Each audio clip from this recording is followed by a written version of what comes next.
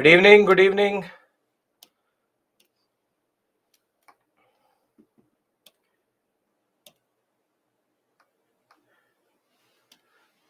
Good evening. Good evening. Rana, that would be a generalization, but both would be correct. Both would be correct. Because not all Vaishyas are merchants, it's specific merchants.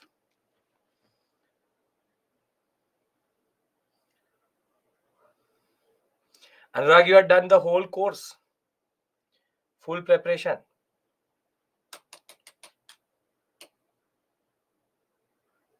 So then why are you depressed? Where do you keep your preparation? Generally?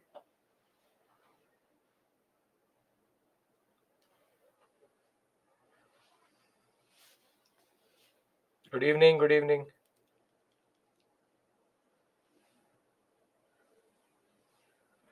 Good evening.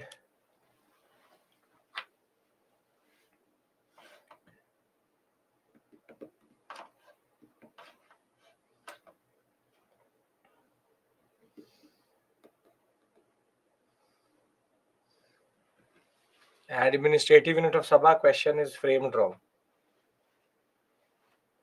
No, Vaishnav, that has been shifted to 6th January. I simply went ahead and gave the test expecting 80. So you got 65. So see, if unrealistic expectation you will keep, which one did you get more wrong? History or political science?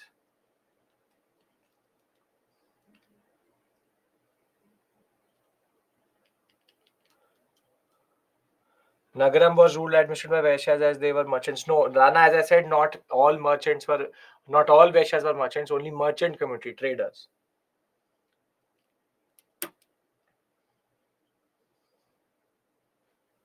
That obviously will be.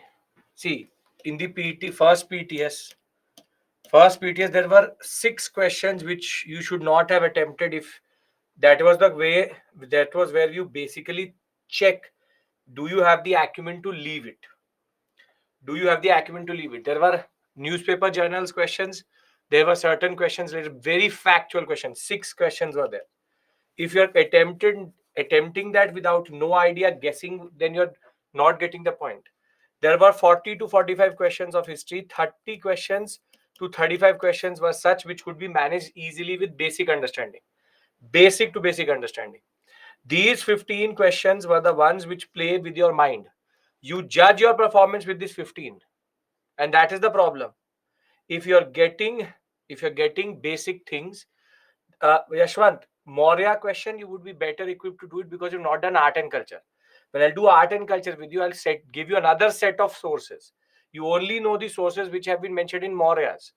You are not equipped to basically answer even the art and culture question. For example, most of you got the Bharatanatyam question incorrect. Most probably. You have no idea about Bharatanatyam question. You have no idea about the puppetry question. You have no idea about those questions itself. First thing I say in the puppetry is Silapadikram. And the second thing which I say about Bharatanatyam is Sadir.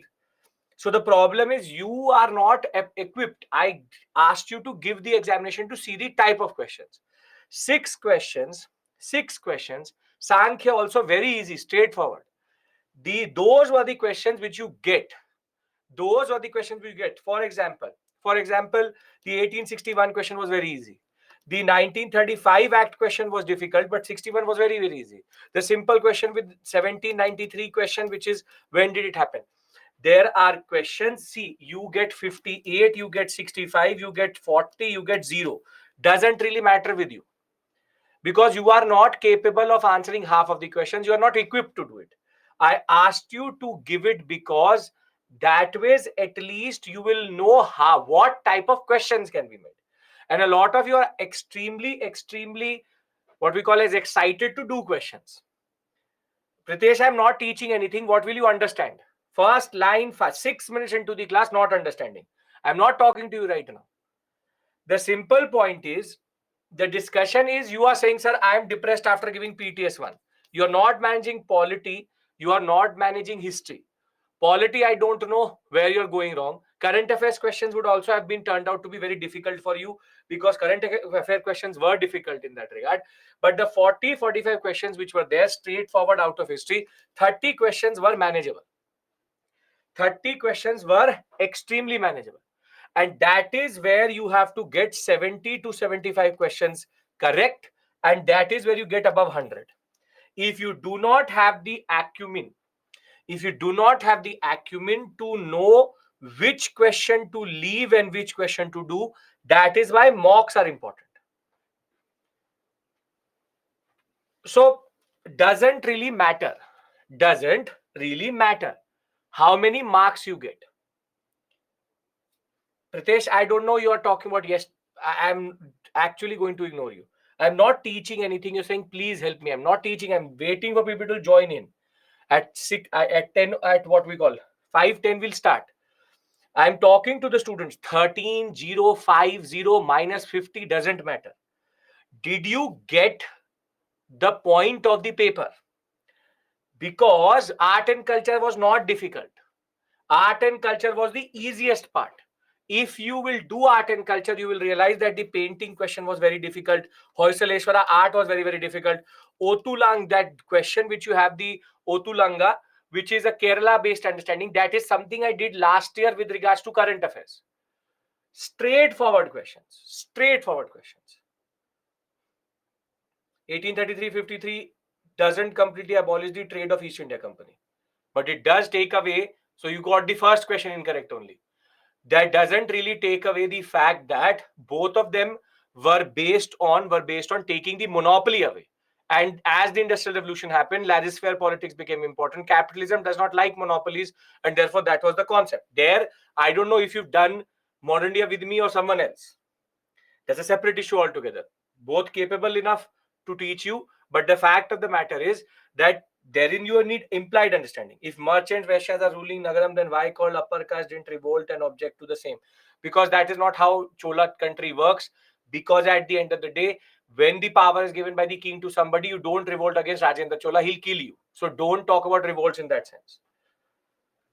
So very simply, Shaimil, that issue has already been resolved. I don't know what you're checking. Module number 6 is not geography, it is history. We resolved that yesterday itself. So very simply, For example, didn't I talk about Brahmagiri with you? Brahmagiri and the megalithic site showed you on the map also. When we were doing the megalithic sites, Maski Brahmagiri I showed you. Straightforward. And it just asked which of the following are megalithic sites. You right now are not capable of answering those questions. So why are you getting depressed? I don't get it. And if you will get depressed by mocks also have at least 10 to 15 questions where we're telling you something, where we're giving you extra information. So understand where you are weak. You are weak in art and culture. Obviously, I have not taught you art and culture. You're weak in medieval India. Obviously, you don't know medieval India.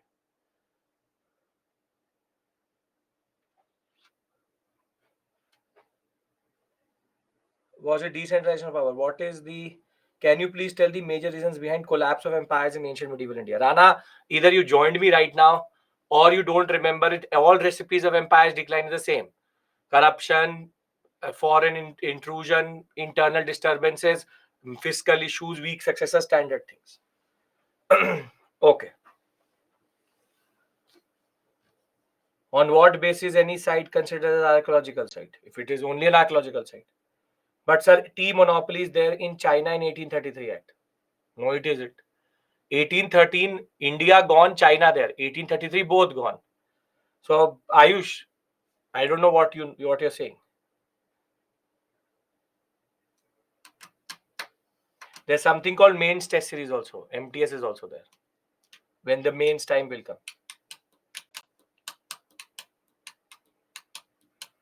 No issues, Vaishnavi, just watch the recording. Okay.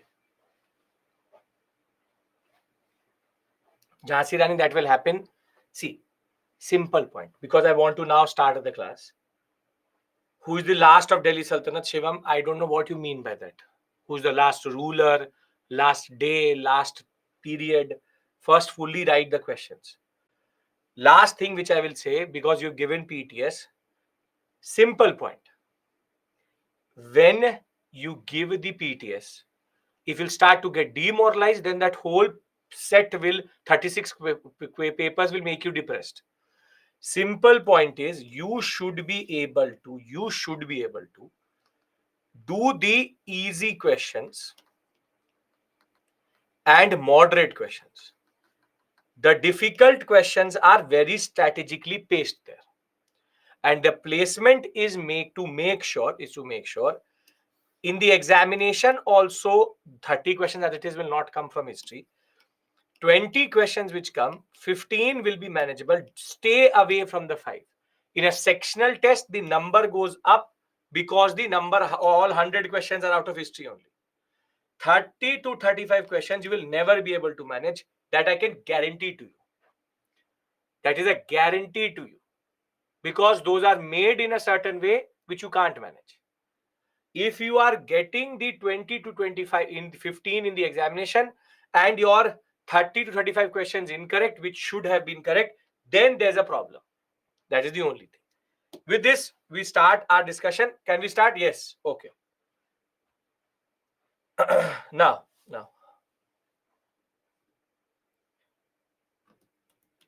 Now, we yesterday stopped at a point where the first battle of terrain happened and the second battle of terrain happened. And in the first battle, we know that Prithviraj Chauhan won.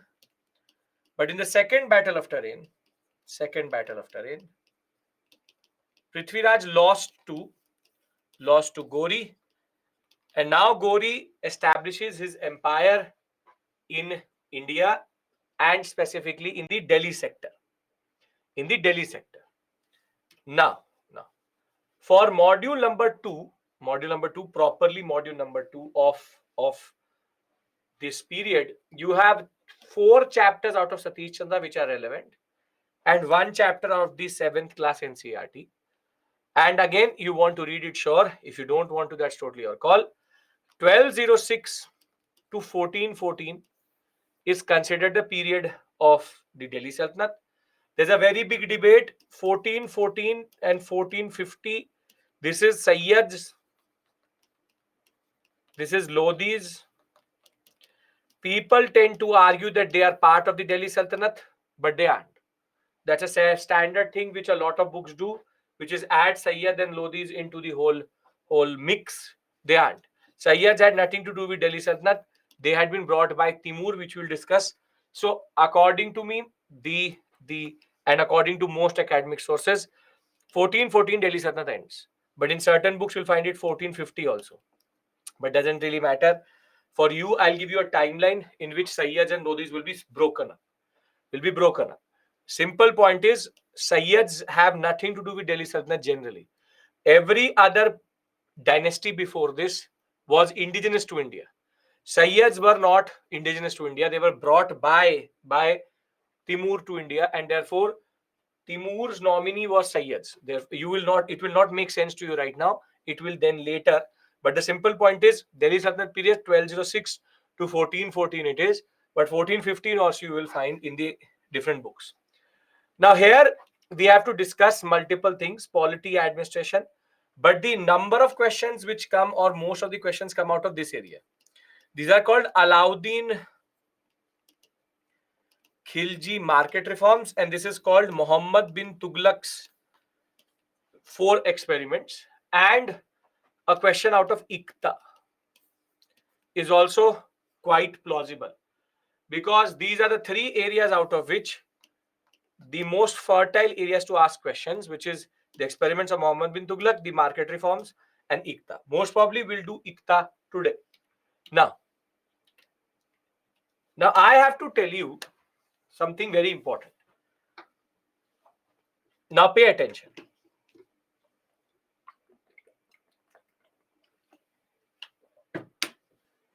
Now see, Gori comes from which empire or dynasty? Which empire dynasty comes from? The Ghuridian Empire. Very good. Ghuridian Empire. Ghurid Empire. Very good. Now tell me one thing. Why is that when Gori wins, we still call it Delhi Sultanate?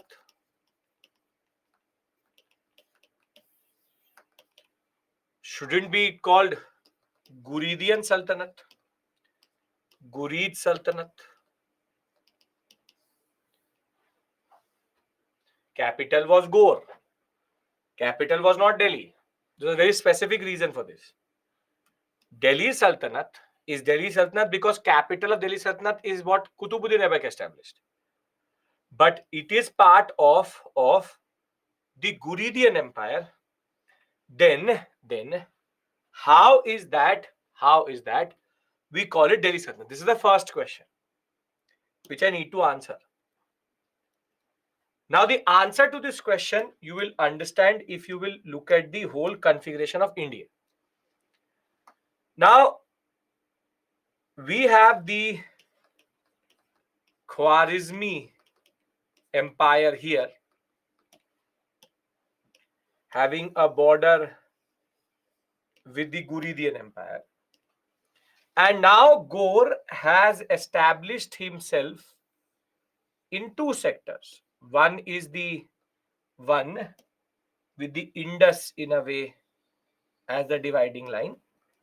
One is the core Ghurid area, Ghurid Empire, which is basically from Gor. And the other one is the expansion into Delhi and what he's taken via the erstwhile Chauhan area. By defeating the Second Battle of Tarain, he's basically created two. Now, Gor is a very old man. He's all very, very, very old when he comes and fights the first and second battle. So he does not want to sit in Delhi, obviously, because his empire is in Gor. So what he does is he appoints two governors. The first governor of this sector, which is west of Indus, is a person called Yalduz. And the second governor, which is of the Indian sector, is Kutubuddin Aibak.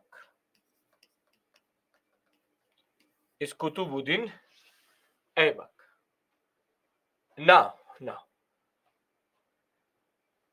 both are equal in status because both are governors. The whole empire has been divided into two parts. And both are basically slaves also. In Islamic traditions, there's a very, what we call as proper established slave trade of very able-bodied men. Means basically, you can buy soldiers, you can buy men in these slave markets.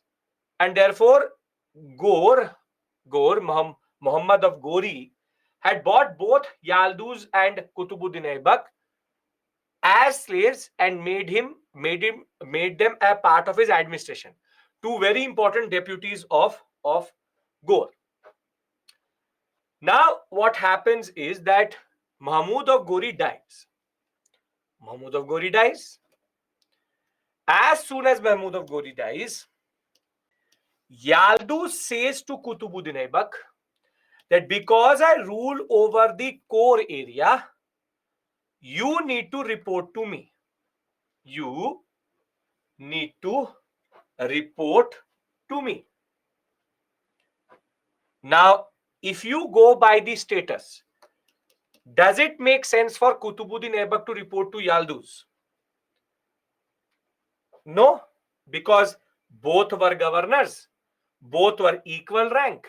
And when Gori died, he is asking to report. Now, Yalduz says no, because I am ruling from Gor, I am the one who succeeds Mahmud of Gori. You need to report to me and you need to come to Multan from time to time and tell me what is happening in your area. Now, Kutubuddin Aibak found this unacceptable. Kutubuddin Aibak said that I cannot report to a person who was equal to me, both slaves, part of the Ghuridian Empire. And that is why in 1191 and 1192 the battles happen. But in 1206, Kutubuddin Aibak takes a very important step for the Indian subcontinent, which is that he decides that he will sever all ties with Central Asia. He will sever or basically remove all ties with Central Asia. And he said that I am not part of your empire, the Ghuridian Empire. I will rule from Delhi and my Sultanate will be called Delhi Sultanate. That is why Delhi Sultanate has a separate identity to Ghuridian Empire. Because in 1206, Kutubuddin Aibak severed all ties with Central Asia and in turn became a separate entity. Now, why am I telling you this? Because there's a lot of misinformation. WhatsApp University, some would be in this class also, who will say that their tone changes. As soon as they come into medieval India, their tone changes. Till ancient India, it remains us, us, us, us. And as soon as we go into the medieval period, Delhi Sultanate, it becomes they. And othering comes in. And the simple point is that Delhi Sultanate is more Indian than any other sultanate in the whole of this world. More than that, Kutubuddin Aibak developed the sultanate and his successors independent of any influence of culture or administrative or religious understanding of Central Asia. The Chauhans were ruling Delhi after they captured the Tomars. Dikhilapuri was already established. Delhi or Delhi, the name was basically Delhi. Delhi was the name which was basically there. Delhi Sultanate, but we make it Delhi Sultanate. And Delhi Sultanate is truly Delhi Sultanate. And therefore, Kutubuddin Aibak's most important task was to make sure that the Indian subcontinent becomes watertight again, and the northwestern sector now becomes a separate entity also. That Indus again becomes our border. And more than that, I will tell you, this is going to be extremely important for the Indian subcontinent because something is going to happen by 1218, which is going to have a major repercussion if the Delhi Sultans had not intervened in that regard. But the first thing which basically what Kutubuddin Aibak does is he severs ties with the Central Asian sector, and that is why it's not called Ghurid Sultanate, it's not called Ghuridian Empire, it's called Delhi Sultanate. Delhi Sultanate because this Sultanate truly was ruled from Delhi, and all notions of kingship, understanding, institutions, all were Indian in that regard or indigenous to India in that sense. Temur is not going to come right now, 1398. So, are we clear what is the first thing which Kutubuddin did? Or why do we call it Delhi Sultanate? You understand that? Okay. Sachin, I've also already answered you twice. Either you're not listening to me or you're just copy pasting.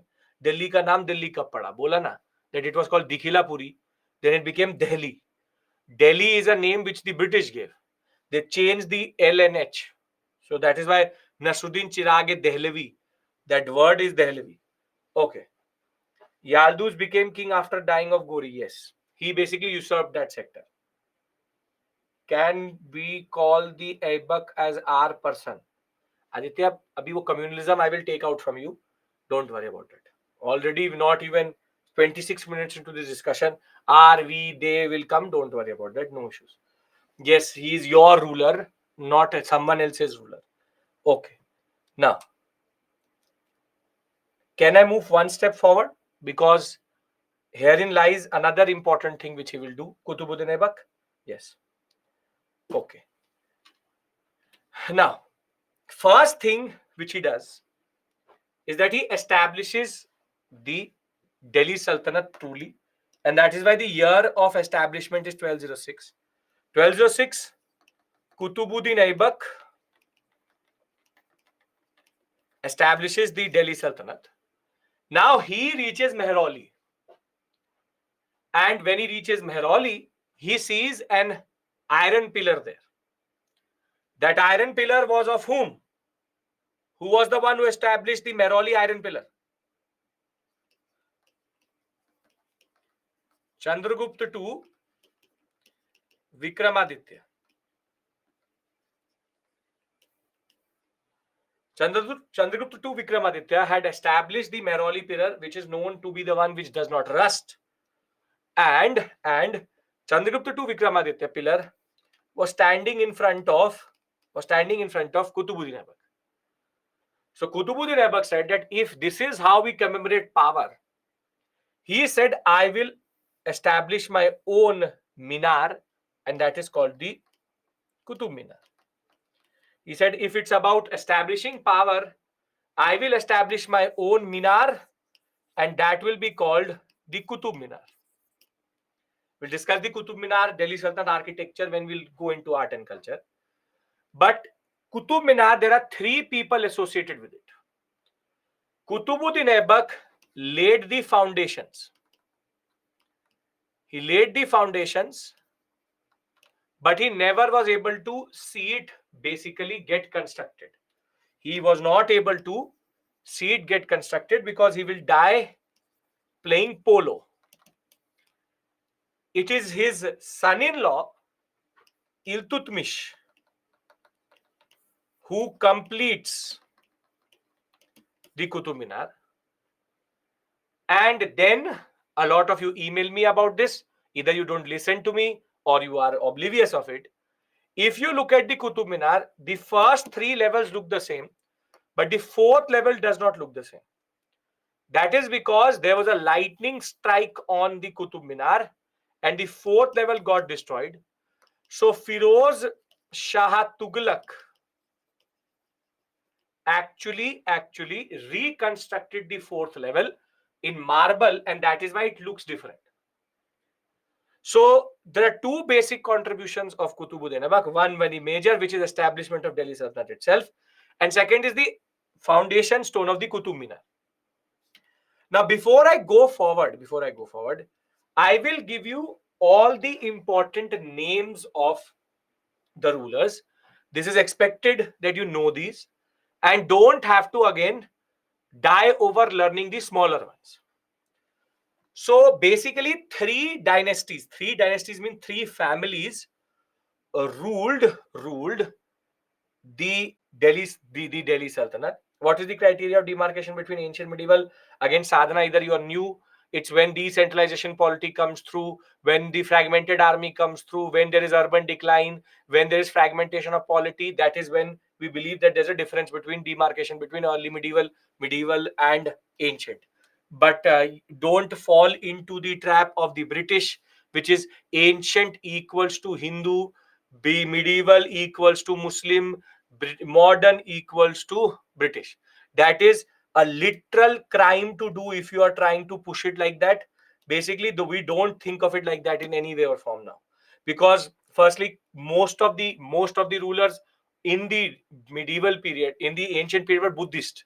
So we rather call it the Buddhist period, but that's a separate issue altogether. In medieval, early medieval, I've already told you what is a demarcation point. So there are three dynasties which rule. One is called Mamluk or slave dynasty. Mamluk because they are Mamluk Turks. That is the sub category of them. 1206 when Qutub Minar foundation was laid. 12078 he added it, and by 10 he will die. Again, Qutub Minar, I will tell you, these quiz questions we will do in art and culture. Okay. In this, there are three rulers which are very important. Kutubuddin Aibak, Iltutmish, not 3 but 4. Iltutmish, Razia, Balban. Thereafter, obviously Islamicized. Thereafter, we have Khiljis,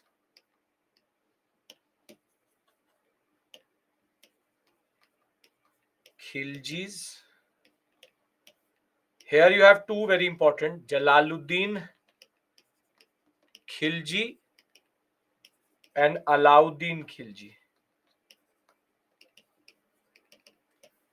And after these two, you have the Tughlaqs. After these two, you have the Tughlaqs. Tughlaqs, there are again three. Ghiyasuddin,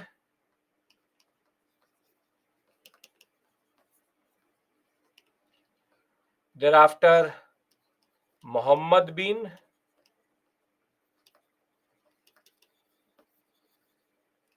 and Firoz Shah. Now, in any way or form, and in no form, this is a comprehensive list. For example, between Razia and Balban, there is a person called Khusrau. Then there is two more Khiljis, 3 more Tughlaqs. But they are not important to me. Because if you can remember them, you are doing 90% of the job.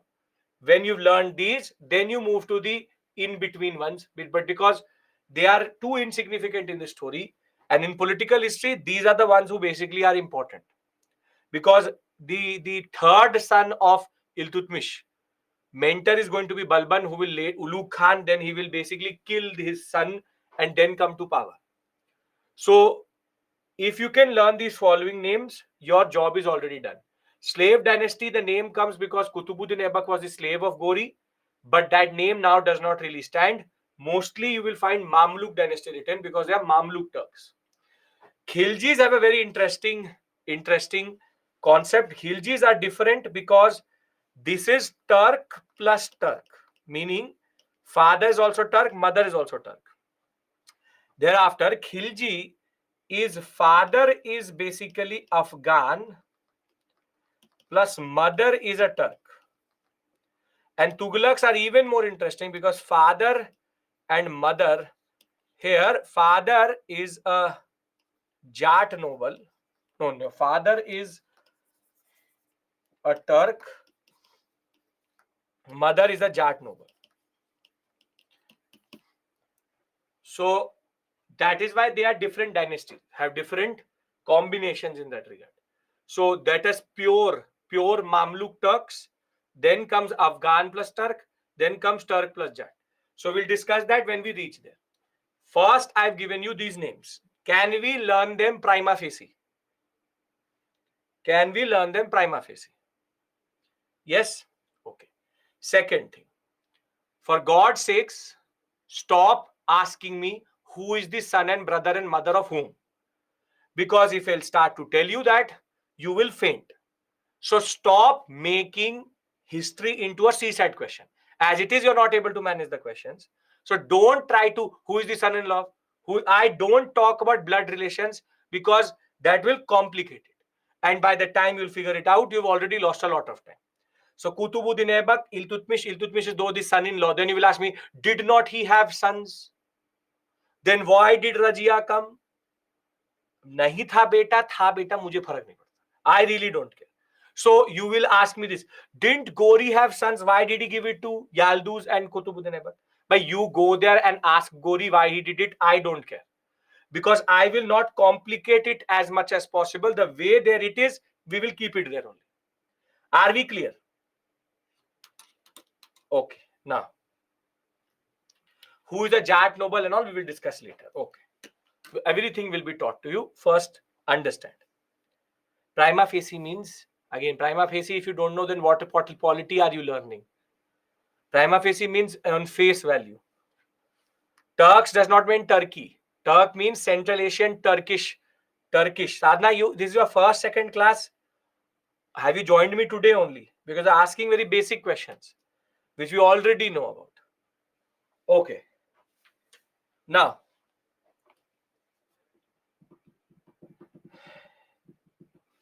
I've gave you the basic names. I've told you why it's called Delhi Sultanate. Now, I have to discuss with you a very interesting story. Blood relations tell in simple, sir. तो father को mother बोल दूं? How do you make blood relations simple? So, really, want to make it complicated? Be my guest. Now, this is the story of India. I'm telling you, कुआं है. There's a well there. There's a well there. Don't fall into it. नहीं, मैं गिर के देखूंगा. Curiosity. Once you will go there and then you will say, हाँ sir, कुआं तो था. That yes, there was a well there. I'm telling you, there's a cliff. Don't go there. No, out of curiosity, I want to go it. Amit, you do one thing. When next time I meet you, I'm meeting you, I'm giving you homework. No, I'm giving you homework. Give me the blood relation of all of these people. Who kills whom? Who is the son of whom? Which wife it is out of? Because there are multiple wives they can have. Which wife they are out of? You are going to tell me on 2nd January. So your curiosity will be rewarded. Please tell me, and you will write it down. You will type it, and I will give it to the class. That will be your contribution to the class itself. Okay. Now, anybody else wants this homework? Be my guest. Literally, you will do service to the nation by basically giving me this whole thing. Which wife, which son, what happened, who killed whom. Okay. Now, Kutubuddin Aibak never got the chance to consolidate the empire. He severed the ties, and then basically he laid the foundation, and whilst playing a sport, he died. Now, the successor of Kutubuddin Aibak was a very able administrator, his son-in-law, again a slave, Iltutmish. Now, Iltutmish will do a lot of things, but one contribution of the Delhi Sultans is never talked about. Delhi Sultanate, when I ask you, you will tell me about Alauddin Khilji, you will talk about Padmavat, you will talk about Malik Kafur because you have seen a standard movie.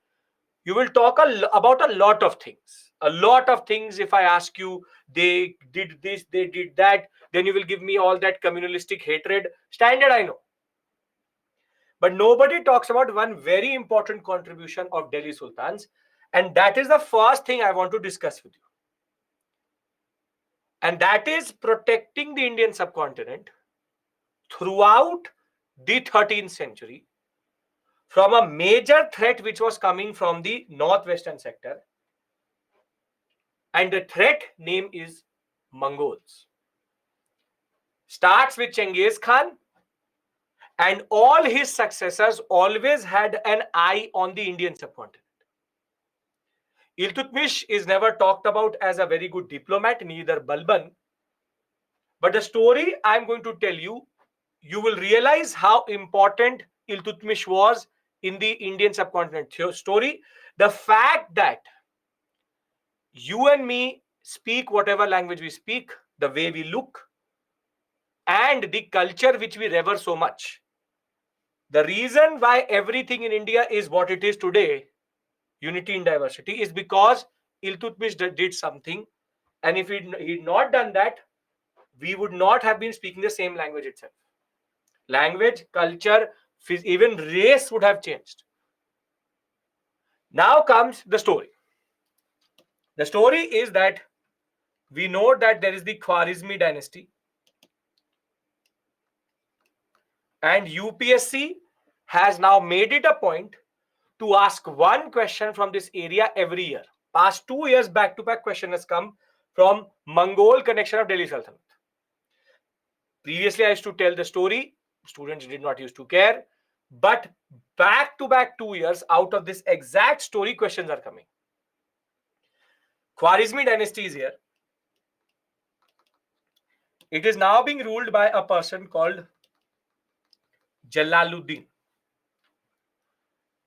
Thereafter, you have the Gurid Empire under Yalduz.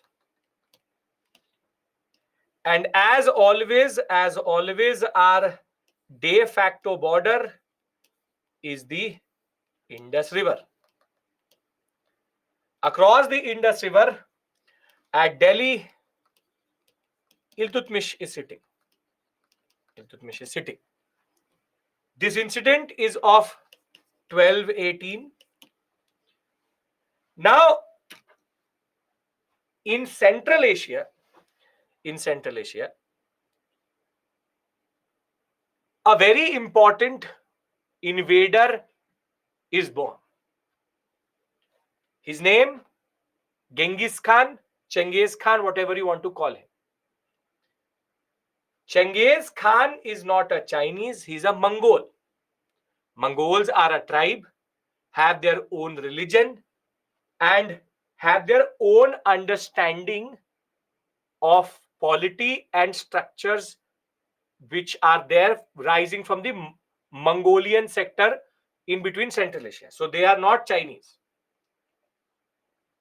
Now, if you have any idea, 1% also idea of history, 1%, you would know who Chengiz Khan is. And if you don't know who Chengiz Khan is, he is the most brutal, monstrous invader of this world who at one point of time had an empire from the South China Sea till the Caspian Sea. So, from the Chinese sector, China, whole of Central Asia, and till Caspian Sea, touching till the Mediterranean, he had a very, very big empire. But what Chengiz Khan is known for is not the empire, is his brutality. Chengiz Khan always killed the ruler, that was his ego. All men were executed, all children were abducted, all women were raped. It is believed that close to 1/3 of the population of the world has one gene strand out of Chengiz Khan. Some way or the other, 1/3 of the population of the world is connected to Chengiz Khan and his children. He did not care about the religion. He did not care about the women. He did not care about anything. When he enters, he destroys everything. He pushes his own. And that is what Chengiz Khan is known for. This invader had been running rampage throughout the Chinese to the Caspian Sea sector. And now he turns his attention towards the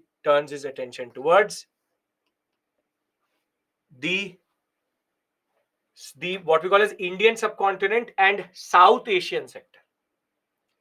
South Asian sector. How 1/3 population is his children? Now I think biology teacher, I'm not there, but somehow 1/3 population from the Mongolian sector to the Chinese is connected to him. If you think Hitler is a monster, he is 100 Hitlers together. So out of syllabus question, how is that his children are connected to him? Gene strand. It's basically genetics. Okay. Now, Khwarizmi dynasty, he enters this sector. Now, this fool called Jalaluddin, as soon as Chengiz Khan enters the Khwarizmi dynasty, this fool starts to run.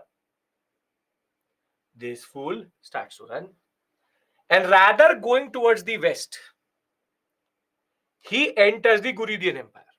because he knew that if Genghis Khan has come, as it is, there's no chance he's going to win. And he knew that the king is going to be killed. So he was the king. Now, what he did was, Genghis Khan had no real plans to come towards the Ghuridian Empire, Yalduz. But basically, Genghis Khan now took it upon his ego that how can it be that this ruler can run away from me? So what Genghis Khan does is, he enters this sector, destroys the Khwarizmi dynasty, and now starts to pursue Jalaluddin. In this process, Yalduz gets killed, the Ghuridian Empire is destroyed, but Jalaluddin is able to somehow cross the Indus River. And now he enters the Indian subcontinent. Genghis Khan gets to know that Yalduz is dead, but Jalaluddin is alive. And he now reaches the Indus River.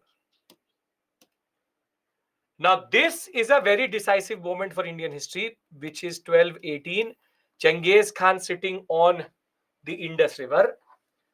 And it is decisive because if Genghis Khan crosses this river, he would find the Indian subcontinent with its wealth, its culture, too enticing. And Genghis Khan would not have stopped here. He would have run rampage throughout the Indian sector. Now, Iltutmish gets to know that Yalduz is killed and this fool Jalaluddin has crossed the Indus. And Iltutmish knew that if he crosses, there's no Delhi Sultanate. And he's the one who first gets killed. So he moves to the Indus very quickly, very, very quickly. And as soon as he moves to the Indus River, he makes sure one thing. Before Genghis Khan could come and cross the Indus, he crossed the Indus. Rather than allowing him to cross the Indus, he crossed the Indus and met Genghis Khan on the other side.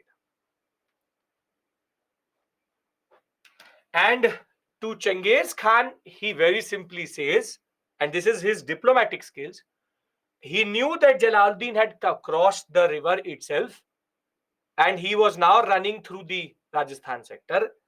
Iltutmish knew that Genghis Khan needed to be appeased.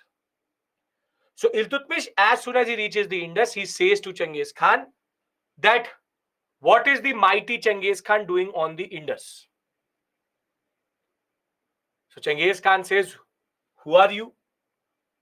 So he says that I have a very small sultanate in Delhi. Think of me like your brother, your slave. I basically rule Delhi in your name only. And you tell me what you want, I will be happy to give it to you. Why would you physically strain yourself and come into India? So Genghis Khan says that it is Jalaluddin, a ruler of the Khwarizmi dynasty. He's come into the Indian subcontinent. I want to kill him because that is my pride, that is my ego. I have to kill him. So Iltutmish says to Genghis Khan, and all documented, this whole history is documented, says to Genghis Khan that let me find it. Let me find him. मैं नाचीज ढूंढ दूंगा. Why would you, the mighty Genghis Khan, walk on your feet and enter Indus River? And why would you cross the Indus River? I'll find him and kill him for you. I'll bring him to you and I'll kill him. Now, Genghis Khan liked the different hospitality, liked the fruits, liked the gifts, and he liked Iltutmish's appeasement policy. Now, Genghis Khan sets camp on the Indus River, in the Indus River in front of him. And now he waits. Now Iltutmish has a dilemma. If Iltutmish gives Jalaluddin to Genghis Khan, now Genghis Khan will say, I would want to go to Delhi. And when he reaches Delhi, he would see the lavishes of India, the wealth of India, and there's a very good chance he would not go back. And on the other hand, Iltutmish has to do a drama so that he does not cross the Indus. So though Iltutmish had caught Jalaluddin, for 3 months he did a drama. 3 months. Every 3 days used to go to the Indus, say, we have spotted him somewhere, we've spotted him somewhere, he's somewhere, he's there, he's there, he's there. He kept on doing this for 3 months. Every 2 to 3 days used to go and appease Genghis Khan, giving him updates, whilst Jalaluddin was already in the captivity of Iltutmish. And what Iltutmish was doing was buying time. He knew that he is sitting very far away from his own capital, Genghis Khan, and something would happen if such a big ruler is sitting outside his main area. And it is here that Iltutmish was buying time for the Indian subcontinent. And by chance, fortunately for India, after 3 months of sitting here, Iltutmish was just delaying everything. Genghis Khan gets to know about a rebellion in his Caspian Sea sector. And now Iltutmish basically says to Genghis Khan, you go and manage your rebellion. I will kill Jalaluddin for you. And basically, this is considered the first averted Mongolian invasion of India. If Iltutmish had not appeased Genghis Khan through his diplomatic skills, Genghis Khan would have entered into India, and that would have only meant disaster and destruction beyond exception. This is where the Mongol connection or the Mongol threat starts with regards to the Delhi Sultanate. It is not Iltutmish, but next 4 rulers who will manage this threat and mitigate it. The simple point is, if he takes Jalaluddin to Genghis Khan, his task is done. Genghis Khan becomes curious to come to India. He has to basically keep him there.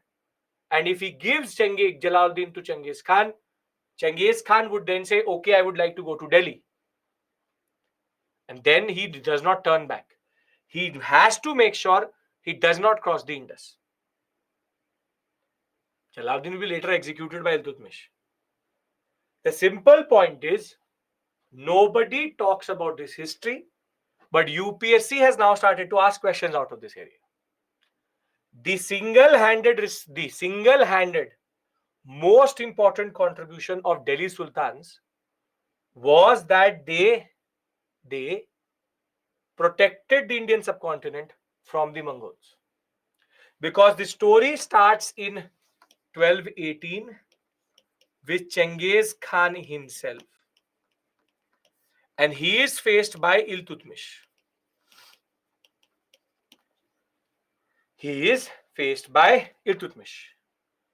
Thereafter, 1227, Genghis Khan dies.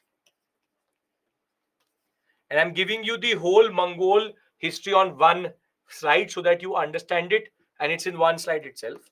Dies. And in this period, Mongols are in chaos.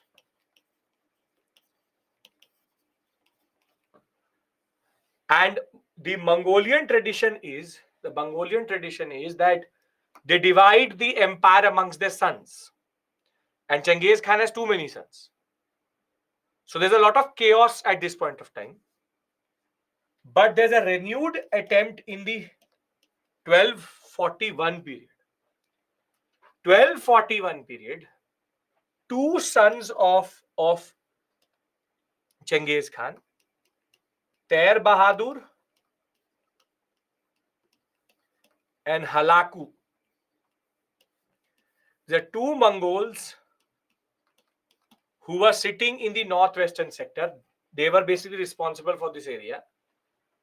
And both of them did have territorial ambition to come to India.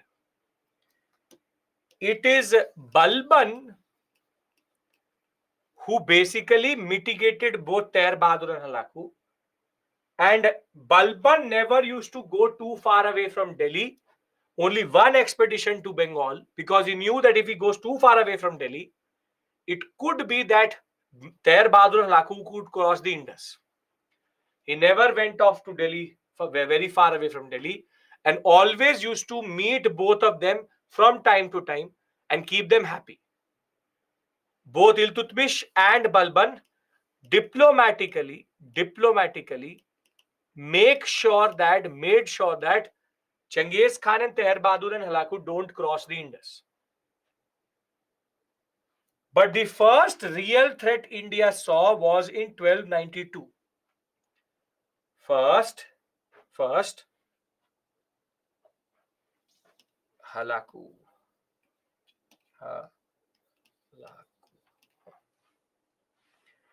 The first proper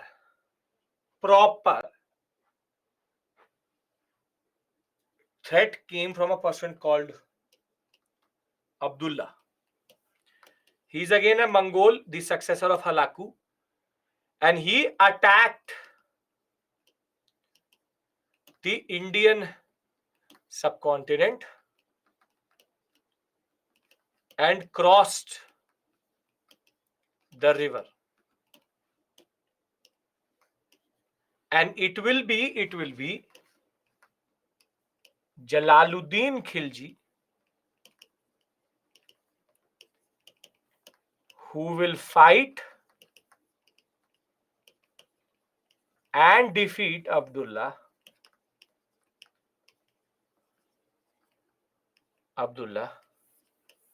and avert the first proper invasion of the Mongols. Thereafter, in 1297, the successors of Abdullah, named Dawa Khan and Kutulu Khwaja, again attacked, and here again it was Alauddin Khilji who basically defeated and checked them.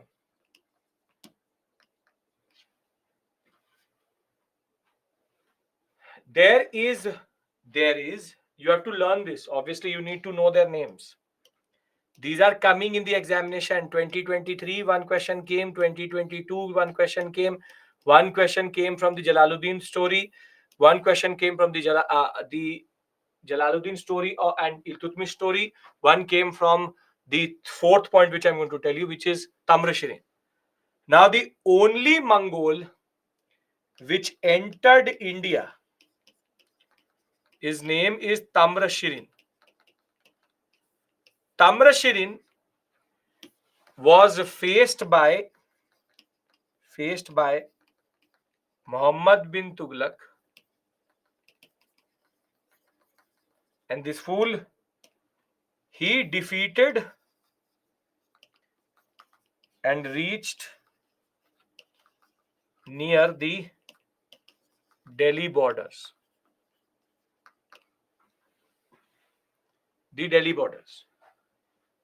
And basically, this is the whole engagement. Except for Tamr Shirin, no one else was ever able to cross or reach even Delhi. This is a standard question which is coming. I'll show you the question. That doesn't really matter right now. What you have to concentrate is knowing which Delhi Sultanate ruler faced which Mongol. Was Bahadur successor of Khan? Vijay, I don't know what you mean by that. You're meaning Ter Bahadur, successor of Genghis Khan? Yes. What are those questions which are in previous years from this topic? Noted. How you remember such names? How you remember my name? Easy hai. Tamr Shirin, Ter Bahadur, Halaku, Abdullah, Dawa Khan, Kutlu Khwaja. When you can remember Mahendra Varman 1, Narsim Varman 1, Mahamala, Narsim Varman 2, Raj Simha, then what's the problem in learning this? Why do you close your mind? He just killed the ruler only for pride, acquired the territory also. See, this slide alone is giving you 4 to 5 marks in the examination. How do you learn it? With interest. How do you learn it? With revision. If you want to learn it, sure. The simple point is the Mongol connection or the Mongol threat is a very standard thing which Delhi Sultanate rulers faced, but nobody actually talks about this contribution of any of these rulers. The single-handed reason why India is India today, the single-handed reason why we have multiple religions and multiple dynasties, multiple identities in India is because of this. You want to not acknowledge it, sure, but this remains a very important Delhi Sultanate contribution, which nobody is going to talk about. It is the Delhi Sultans, you like it or you don't like it, who actually made sure that the Mongols never reached India. And the Mongols reaching India would have been only disastrous and, in a way, very, very dangerous for the Indian subcontinent in a generic fashion altogether. What I've done is I've done one part of the story and removed it. Now I want to go to the basic political story and other contributions of Iltutmish and these people. Last one is Timur has nothing to do. Timur and Genghis Khan are different. Though they come from the same Tamanna Khan, they are different. Timur is 1398. We will discuss that. How did Genghis Khan die? Old age. Sir, did the... Okay. Now, I give you a 5-minute breather here because I again want you to be again on your feet. Importance of Tamrashrin, the only one who reached India until Delhi. What would happen? Did they enter Delhi? Sir, what happened next? Did he enter Delhi? No, he went back. UPSC will... Some say UPSC will remove Mughal part in history. जिस दिन हटा देगा पढ़ना छोड़ देंगे. अभी नहीं हटा ना. When they remove it, I'll stop teaching you. I really don't care. So either you're waiting for that day to come, that has not come right now. Okay. Tamrashrin reached the borders of Delhi, yes. Mamluk, Khilji, Tughlaq dynasty ruled at the same time. No, they're successors of each other. Are we all clear about the basic thing here? I will discuss Iltutmish, Balban, Khiljis and others differently. I'm just telling you that this is the backstory.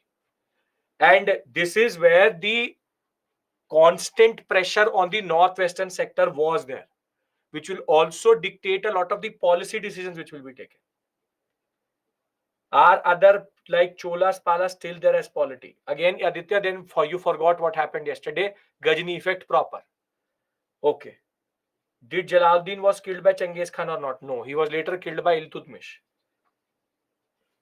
Story easy to understand, but characters are making it hard to identify and remember. So story easy to remember, then just remember the names. That's it. I'm telling you, neither Genghis Khan, Tair Bahadur Halakut, Abdullah, Dawa Khan, Kutlu Khwaja. None of them came. They all attacked India in a way, but never crossed the Indus.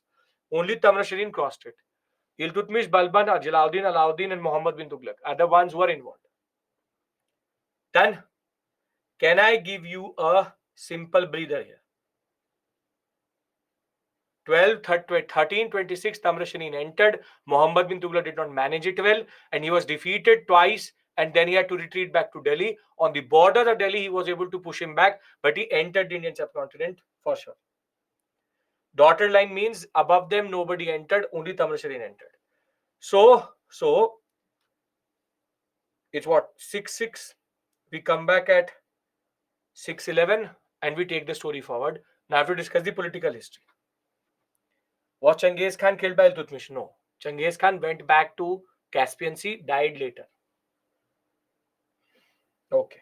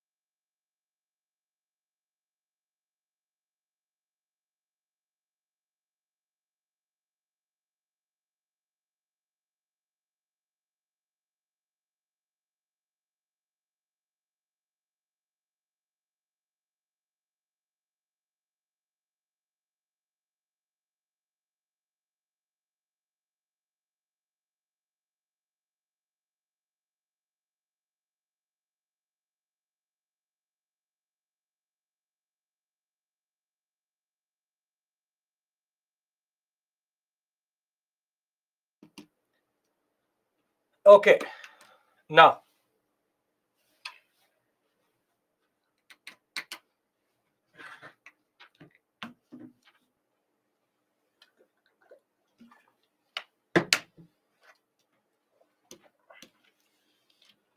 let's talk about Iltutmish.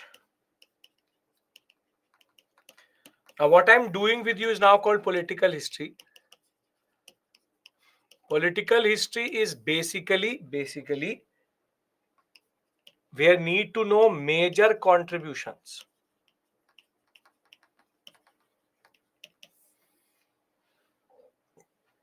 Tamar did not conquer Delhi. He was not able to conquer Delhi. He reached the border of Delhi. Muhammad bin Tughlaq pushed him back. But in a way, he lost twice. Now, Iltutmish first was evaded the threat of Genghis Khan. Second is that he did two very interesting and more important things. He started to consolidate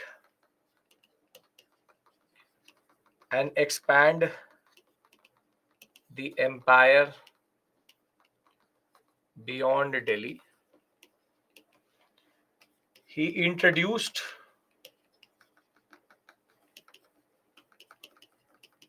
the Ikta system into India.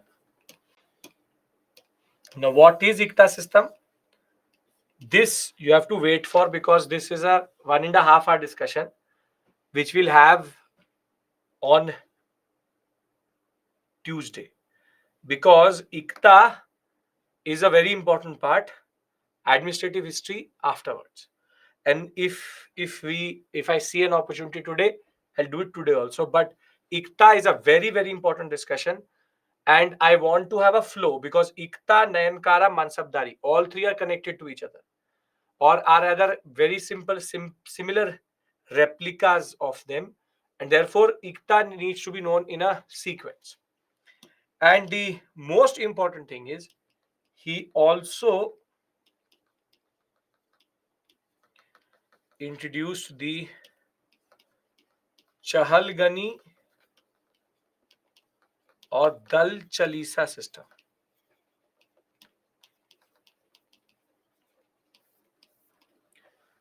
Now, nothing other than what you learned about Ebal. Now, there's a story called Alibaba and Kitne. How many thieves?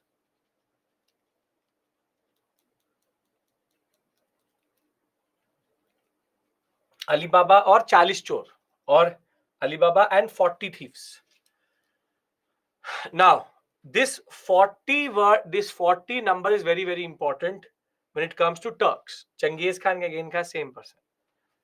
Now, what Iltutmish does is, he introduces an old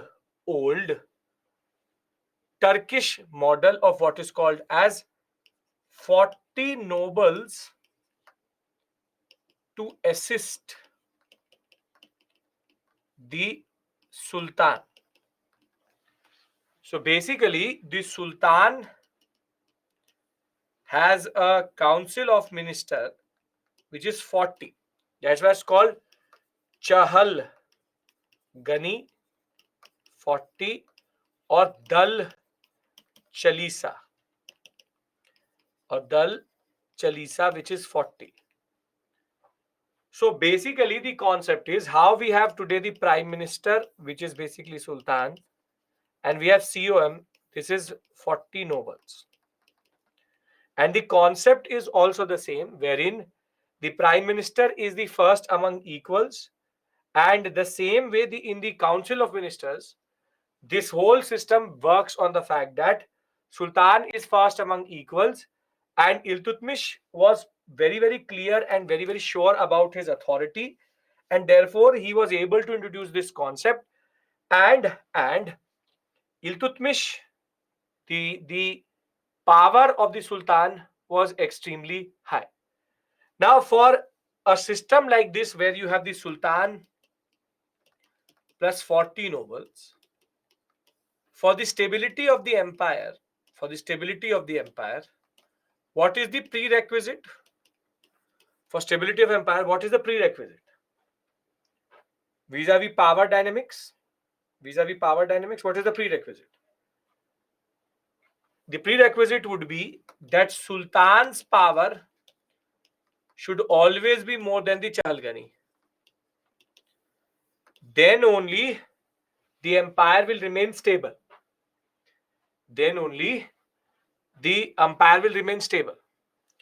Now, Iltutmish introduced these four basic concepts.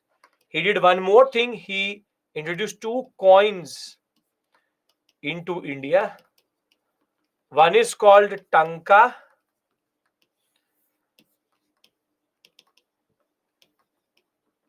which is a silver coin, and introduced Jittal, which is basically a copper coin.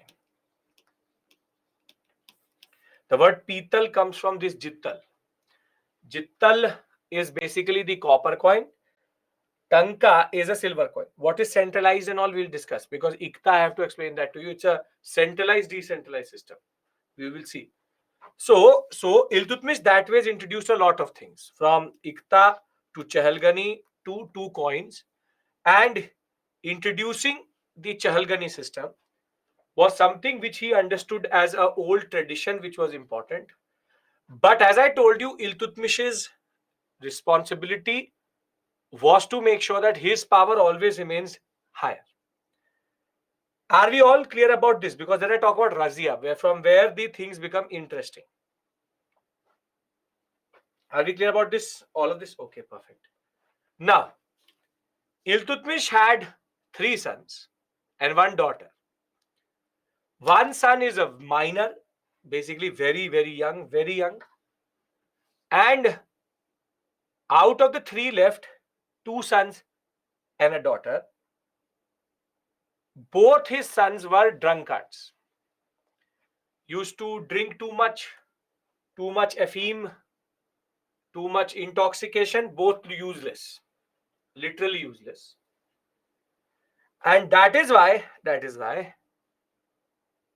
Iltutmish nominated that after him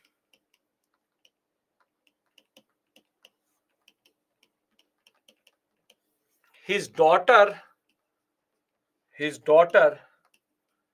should be the Sultan. In that sense, Iltutmish was quite open-minded, and Iltutmish knew, and Razia was a very able administrator, very good in military tactics,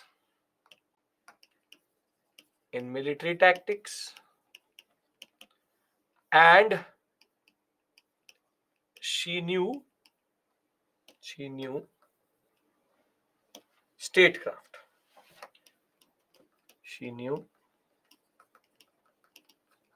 statecraft very well. Adult style, why not? Because all of them were useless. Now,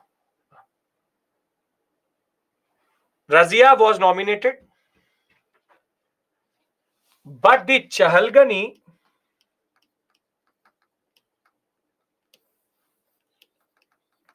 did not like Razia patriarchy, wherein 40 men did not want to be ruled by one woman. And herein the power of the Sultan starts to fall, because the Chahalgani starts to undercut the Sultan's power very actively. Very, very actively. Because Razia, when she was nominated by her father, she gave up all forms of parda. She used to sit with proper male attire. She used to sit as a sultan. She used to go hunting. She used to lead into warfare also.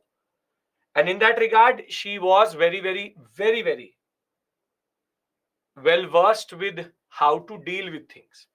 She introduced merit based understanding. The simple point was that all appointments were merit based. No Chahalgani was getting a favor. So very simply, Razia proved that she was worthy of being a sultan, but the Chahalgani was not ready. The Chahalgani was not ready to follow a woman, and one of the few women powerful personalities, Razia, was a victim of all standard patriarchal misogynistic politics. And her downfall will come in the same way, because there will be two major rebellions under her. Two major rebellions under her. One is going to be in the Lahore sector, and the other one in the Sarhind sector. And while the Lahore one she will be able to properly manage, in Sarhind what will happen is that already the way Razia was portrayed was that she had fallen in love with her noble, or the in charge of stables, and an Abyssinian called Yakut, but that is again not true. But when she will go to quench or fight with the Sarhind governor, on her way back, she will be caught by a person called Altunia, who had been given money by the Chalgani to capture Razia. Yakut, her most important noble, very able-bodied, in a way you can believe that she trusted him the most. He was killed, and Razia was taken hostage by Altunia. But Razia knew that he had to somehow reach Delhi so as to regain power. She will do a drama of marrying Altunia, and once she will marry Altunia, she will then murder Altunia later, and then do a renewed attempt on Delhi. But she'll be caught on the outskirts of Delhi by bandits, which again are nothing but thugs, dacoits, and will be killed outside Delhi itself, again on the directions of the Chehalgani. Razia still today remains the only Delhi Sultan who is not buried in the Qutub complex. From Iltutmish to Alauddin Khilji to all the first 8 are there except for Razia. Razia was never accepted as a very important ruler or a ruler itself, and the Chahalgani had now gone out of hand, or the Dal Chalisa had now gone out of hand, and very simply, Razia became the victim of standard misogynistic politics of patriarchy, something which some of you may also have been a victim of, or are a victim of, or will be a victim of. So remember, all the women in the class, there will always be a Chalgani who will keep you down or try to keep you down. So you have to, as Razia fought, have to fight. But Razia's story, unfortunately, was that she could have been and would be a very good ruler, but undercut by her own nobles, something which his father introduced, which her father introduced. And therefore, the reason why Iltutmish in a way is also responsible for the downfall of Razia is because he made sure that Chalgani was introduced, which will destroy the power of the Sultan. And therefore, once Razia will die, now will come the successor of Razia, who is the minor son, the very minor son, very young son of the of Iltutmish, which is who going to have a mentor called Ulugh Khan, and Ulugh Khan will wait for the right time to kill the last son of Iltutmish, to capture power, and then he will take the title of Balban. Balban basically has nothing to do with Iltutmish's family. Balban, original name Ulugh Khan, was basically the mentor, the tutor of the youngest son of Iltutmish, and he will now set out to do something. Are we clear about Razia? I'll read out the story in the PPT, so don't worry. Everything in the PPT, everything what I'm telling you is written in the PPT also. We'll read it out for reinforcement. Can I tell you about Balban? Because Balban is quite important, like Iltutmish. Yes, all political history going on right now. Now, Balban, when he came to power, Sultan's power was extremely low to the Chahalgani. Now, other than managing the Mongol threat in the form of Ter Bahadur and Halaku, he managed it via diplomacy.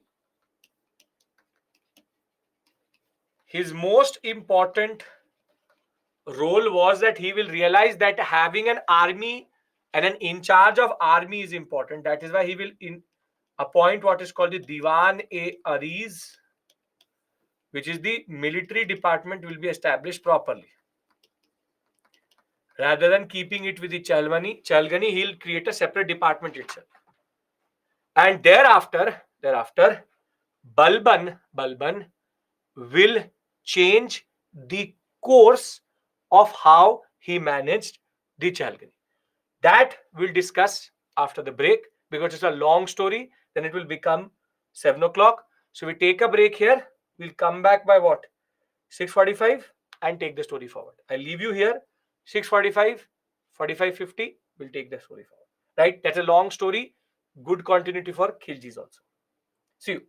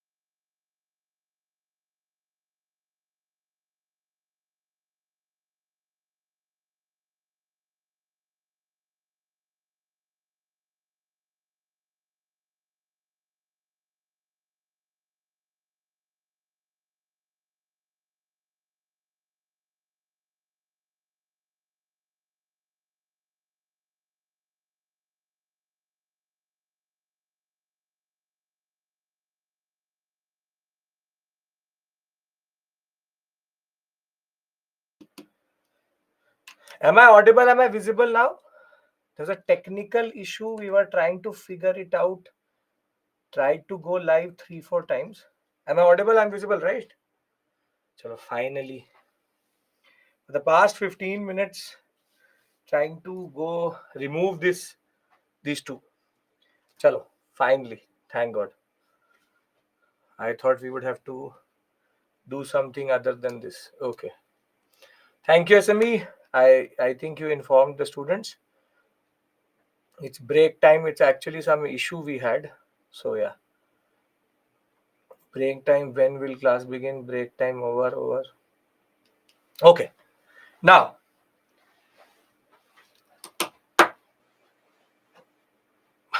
Balban, as I told you, major contribution was that he basically managed the Mongol threat quite well. But Balban had also one very important concept, wherein he had to make sure that the Chahalgani breaks. The Chahalgani, he had to break the Chahalgani properly, because breaking the Chahalgani was very important in his grander scheme of things. Because if he is Sultan, he cannot survive properly if the Chahalgani does not break. And therefore, the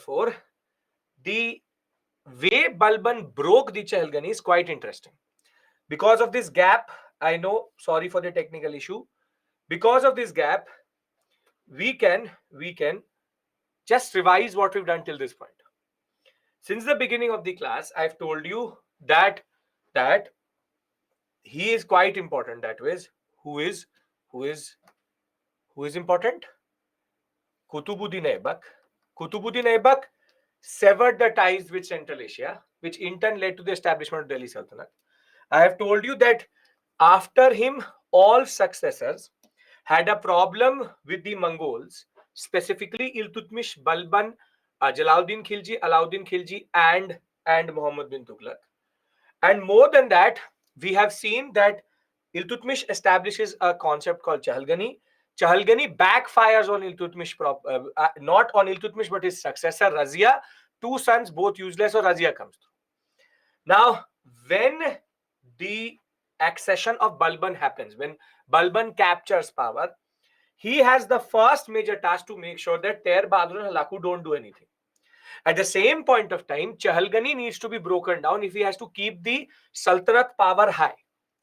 Now, how Balban destroys is very interesting. So, can we again go into that flow? I'm sorry, we went for a break. We should have come back by 50, but it took me 20 minutes to figure out in the issue which we had. We were not able to go live, or rather, I was not able to come out. There was a video issue. Okay. Now, when we talk about Balban did three things. First, he created a story. And the story, he said that I am the descendant of Afrasiab. He is a legendary king of Iran. And this would be equivalent to say that I am the descendant of Ashoka. That I am exactly 5 generations down Ashoka. Therefore, I'm linking myself with a very big king, with a very legendary king of that sector, saying that I am the true Turk. I am the true Turk. Thereafter, he also talked about something called divine power of the king, of the Sultan, wherein he took the title Zilallah. Zilallah means that he is the shadow of God on earth. He said that he is no less than the shadow of Allah, Zilallah. And therefore, he is creating an inflated picture. He has nothing like this, not even close to the A of Afrasiab, and not even close to being shadow of God. He's just creating a very big story behind him so that he can now undercut the challenge. Thereafter, he now starts to break the Chahalgani very systematically, first by introducing what is called Sijda and Paibos. These are Iranian traditions, which basically are related to how you meet and greet the king. So sijda is that you go and kiss the feet of the king, his hands, and thereafter you do a proper salutation to him. Second is paibos. Paibos is that you never show your back to the king. You always go back the way you came. And Sijda Paibos were to show the Chahalgani what their position was. उनकी औकात दिखानी है उनको, that you are Chahalgani, I am the Sultan. So don't act smart the way you act smart. I am the Sultan. You have to do Sijda and Paibos in my court, and you have to do Sijda Paibos and have to show respect to the Sultan. Then Balban also had a very interesting strategy wherein any punishment to the king or to this Chahalgani noble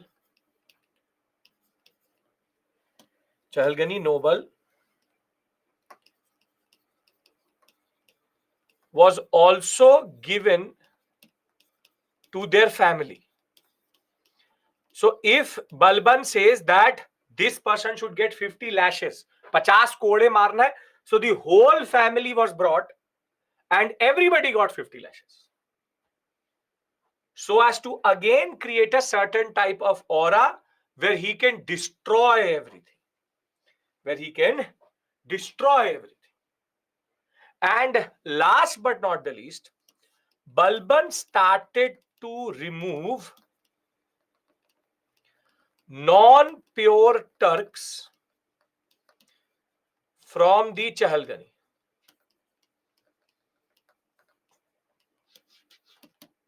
Meaning Afghans, Afghan plus Turk, Irani, Turani, all are being removed. And in this removal, there will be removal of the Khiljis. Khiljis will be removed, saying that the Khiljis are not pure born, and they should be removed. So the Khiljis will take it to their heart that how are they removed from the Chahalgani. But Balban will say no Indian Muslims, and this is called the policy of blood and iron. I do not want anybody in my empire other than a pure Turk. Now this is how Balban restores the power of the Sultan back. By punishing the Chahalgani, by making them do traditions which was demeaning to the Chahalgani, by removing certain elements itself, and also talking about his very legendary background. Now, till Balban is alive, Ter Bahadur Halaku remain in control. He restores the power back, does not go too far away from any of the Delhi sector because he knew that it would lead to problems. The fact of the matter is that he was able to restore the Sultanate to its past glory, which was there under Iltutmish. Again, these are the points which in some way or the other you will find in the examination. Iltutmish, Balban, expander, consolidator. If this is clear, I would like to go towards the Khilji. Can we talk about Khiljis?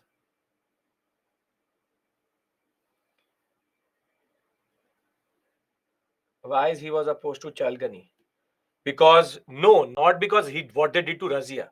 Chalgani started to basically do everything to him also. They started to say Razia did this, you should also did it. Basically, when your nobles, when your council of ministers becomes too powerful, then you have to undercut. Now, Balban is succeeded by his son, minor son. But the Khiljis had actually taken offense to the fact that how were they removed. And the Khiljis, that was policy of blood Iranian, is Balban's concept of only pure Turks being in the Chelgani, removing everyone. Now, Khiljis had already taken offense to the fact that Balban had removed them from the Chelgani, and Jalaluddin Khilji will kill the minor son of Balban to capture power. Now, this is called the Khilji Revolution. It's called a Khilji Revolution because for the first time Afghan plus Turk lineage comes through, and the Mamluk Turk identity now fades away. Jalaluddin Khilji was preceded by a king known to destroy Nalanda, Vikramshila, and the whole eastern sector, which is Bakhtiyar Khilji. Bakhtiyar Khilji was the governor of Bengal at this point of time, but later will die and will be succeeded by very, very weak Khiljis. But Khiljis always remained within the Chahalgani. Jalaluddin Khilji captures power, and he has now created a new empire, a new dynasty within the Delhi Sultanate. Now, Jalaluddin Khilji's most important task was in 1292, Abdullah will take it on his heart to now make sure that he captures India as what his successors had not done. So, Tayyar Bahadur Halaku or Chengiz Khan never crossed the Indus. Abdullah basically properly attacked the Indian subcontinent, and Jalaluddin Khilji will fight Abdullah and defeat Abdullah and check the entry of the Khiljis in that regard. Check the entries of the Mongols in that regard. Mongols will not be able to enter from that sector. But Jalaluddin Khilji was not very aggressive when it comes to his politics, tolerant also quite a lot. But he was not like his own nephew, and the nephew was Alaluddin or Alauddin Khilji. Now, Alauddin Khilji was very ambitious, thought that Jalaluddin Khilji was not that, his uncle was not that, not actually very, very ambitious in that regard. And Alauddin Khilji, after Jalaluddin Khilji is able to stabilize the Khilji rule, now hatches a plan to understand and make sure that he is able to now capture power. Now, there's a certain image which is there in your mind with regards to Alaluddin capturing power because of a certain movie. That is not how Alauddin actually captured power. Alauddin was much more meticulous in making sure that Jalaluddin Khilji was captured. Now, how did Jalaluddin or how did Alauddin capture power? Can I tell you that story? And then we move to Alauddin. Yes? Okay. Now, what you have seen is that he kills him or cuts his throat. Not that way. See, the story goes that Alauddin was coming from Bengal after winning the Bengal sector, has a lot of loot with him. And Jalaluddin was sitting at Delhi. So Alauddin sends a message to Jalaluddin that you should come near this Agra Mathura sector, and he would like to talk to Jalaluddin about something very urgent and distribute the war collected booty also to everybody. Now Jalaluddin and Alauddin meet on the banks of the river, one of the tributaries of the Ganga, so we'll call it the Ganga itself. Now Alauddin says to Jalaluddin that I would like to have a conversation with you, but in private. He has a small army with him, and he has a much bigger army with him after coming back from Bengal. Now, Alauddin, very simply says to Jalaluddin that I don't want to talk in front of the nobles. Let's do one thing. Let's take a boat and go into the waters and we'll talk in the middle of the Ganga itself. Jalaluddin said, okay, no issues. And both board this boat and go towards the middle of the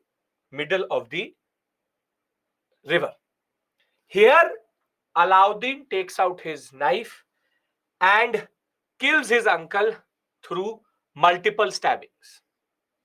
And slowly but surely, the boat comes back.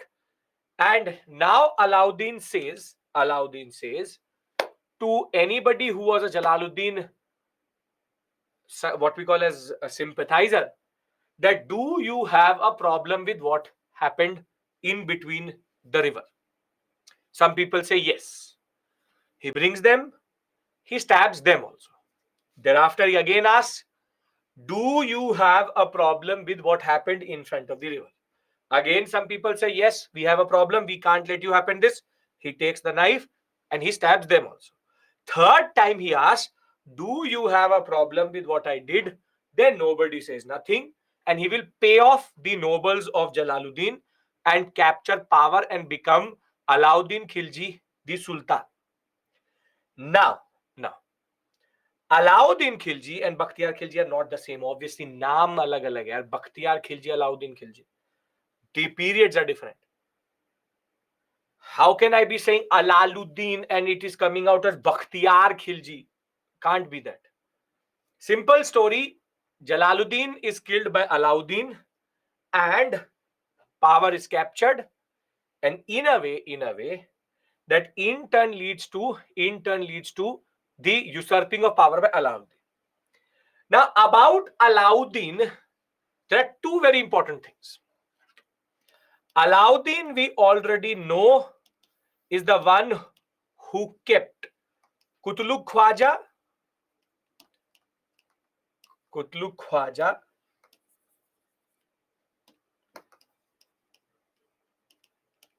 and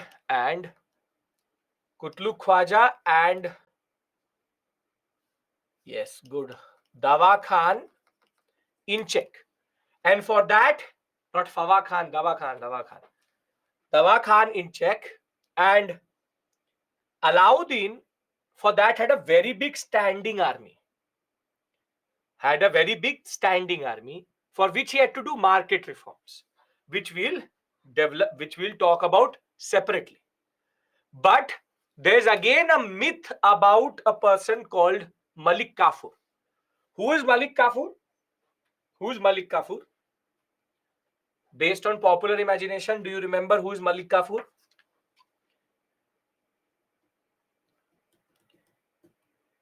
Is one of his generals. But in the aforementioned movie, he is shown as a homosexual, but he isn't. Malik Kafur was a eunuch, third gender, and it is believed that the way the movie portrayed, or in popular imagination, Malik Kafur is shown speaking in that type of tone which you remember. Malik Kafur was a very, very feared general. People used to shake when they got to know that Malik Kafur had actually come into the room. So Malik Kafur is a very, very, very strong personality, and within the Alauddin army, they were able to reach till Kanchipuram because of the general skills of Malik Kafur. So Alauddin's basic most important contribution is the expansion of the Delhi Sultanate beyond the northern sector to go towards the Deccan, and in certain areas they were also able to reach till Tamil Nadu. Now, Alauddin Khilji market reforms, why he needed a big army, I'll do separately. So you can see I'm doing bigger chunks which are more important separately. Today is about the political history. Now, Alauddin Khilji is then succeeded by standard weak rulers, and there's a whole set of weak rulers in that regard. I'll give you the names also. 1 second. Everything is, I will read this out to you. You have Kutubuddin Mubarak Shah and Nasruddin Khusrav Shah. Nasruddin Khusrav Shah will be killed by a very, very interesting personality. His name, Ghyasuddin Tughlaq. And Tughlaqs have a very interesting history. Has a very, very interesting history, because Tughlaqs had their lineage half in India itself. The father of the Tughlaqs was a Turkish noble, and he was married to a Jat noble who had been inducted during the Khilji period, and his daughter. So the mother was a Jat community, the Jat community. So the Tughlaqs, now you can see how they are becoming more and more a part of the Indian subcontinent than what we think. Now, Tughlaqs, there are three rulers which are known. One is called Ghyasuddin Tughlaq. The second one is called Muhammad bin Tughlaq. Third is called Firoz Shah Tughlaq. And thereafter, there are last Tughlaq is called Mahmud Tughlaq, who is going to basically face the brunt of Timur. Now, Tughlaqs. Ghyasuddin Tughlaq is remembered for two things. He did not need to fight the Mongols, but Ghyasuddin Tughlaq had a conflict with a very, very interesting personality of Delhi itself. And the name of that personality is a person called, anybody knows? Nizamuddin Aulia. Khwaja Nizamuddin Aulia. Now, Khwaja Nizamuddin Aulia is a Chishti Sufi. Sufism is the last module we do. We'll discuss that. Sufis are basically the Bhakti movement of Islam is called Sufism. And Sufis give alternative paths. And the Khanka of Nizamuddin Aulia was in where the whole Nizamuddin area of Delhi is today. So what you call as Nizamuddin, that is named after Khwaja Nizamuddin Aulia. If you know that the whole Bajrangi Bhaijaan movie is based on the pretext that the mother of that child came to Khwaja Nizamuddin Aulia's dargah, right? So Nizamuddin Aulia is not just known in India; he's known across the world, specifically Punjab, Afghanistan, the whole of Pakistan sector, Afghanistan sector. Very well revered personality. Now, Ghyasuddin Tughlaq had a problem with Nizamuddin Aulia, who used to sit there. Can't understand what you are saying, sir. What is the aspect which you're not able to understand? Ghyasuddin Tughlaq, I am saying Ghyasuddin Tughlaq. Then I am saying a Sufi saint. Sufi saint means a saint of within Islam who have an alternative path. They have Qawwali. They are the Bhakti movement within Islam. I will teach you Sufism properly.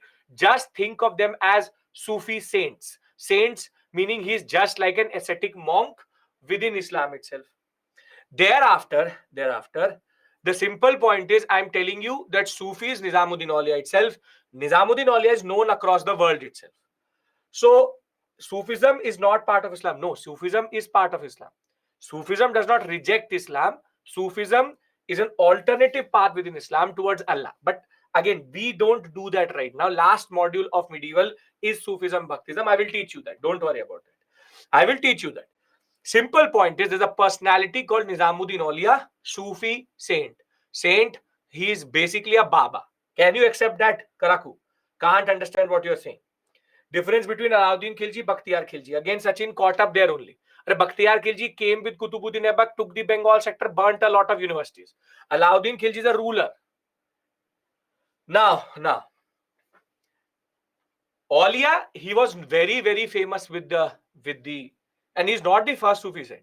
There is Moinuddin Chishti, Kutubuddin Bakhtiyar Kaki, Baba Farid, and Baba Farid's student is Nizamuddin Aulia. Nizamuddin Aulia's student is Nasruddin Chirag Dehlavi, after which the Chirag Delhi area is actually named. Now, what I want to say to you is that Ghiyasuddin Tughlaq is very simply a personality who did not like how Nizamuddin Aulia was so famous with the people. So there are stories that Ghiyasuddin Tughlaq used to abuse Nizamuddin Aulia, saying that that bastard is living in Delhi, he is undercutting my power. There's also a story that Ghiyasuddin Tughlaq was developing a fort. It's called the Tughlaqabad Fort. Tughlaqabad Fort, there's again a story that the workers were asked to work day and night, but there was not enough oil to work in the night. So Ghiyasuddin Tughlaq had said that if the work that stops in the night, he would kill all the workers. So it is believed that the workers went to Nizamuddin Aulia and said that Ghiyasuddin Tughlaq is going to kill us if we will stop in the night, but we don't have oil to work, and with that lamps in the night, what do we do? So it is believed that one of the miracles of Nizamuddin Aulia, again fables and stories, was that he said that you pour water into the lamps, it will burn throughout the night. It is believed that it burnt also. True or not? Not a minor.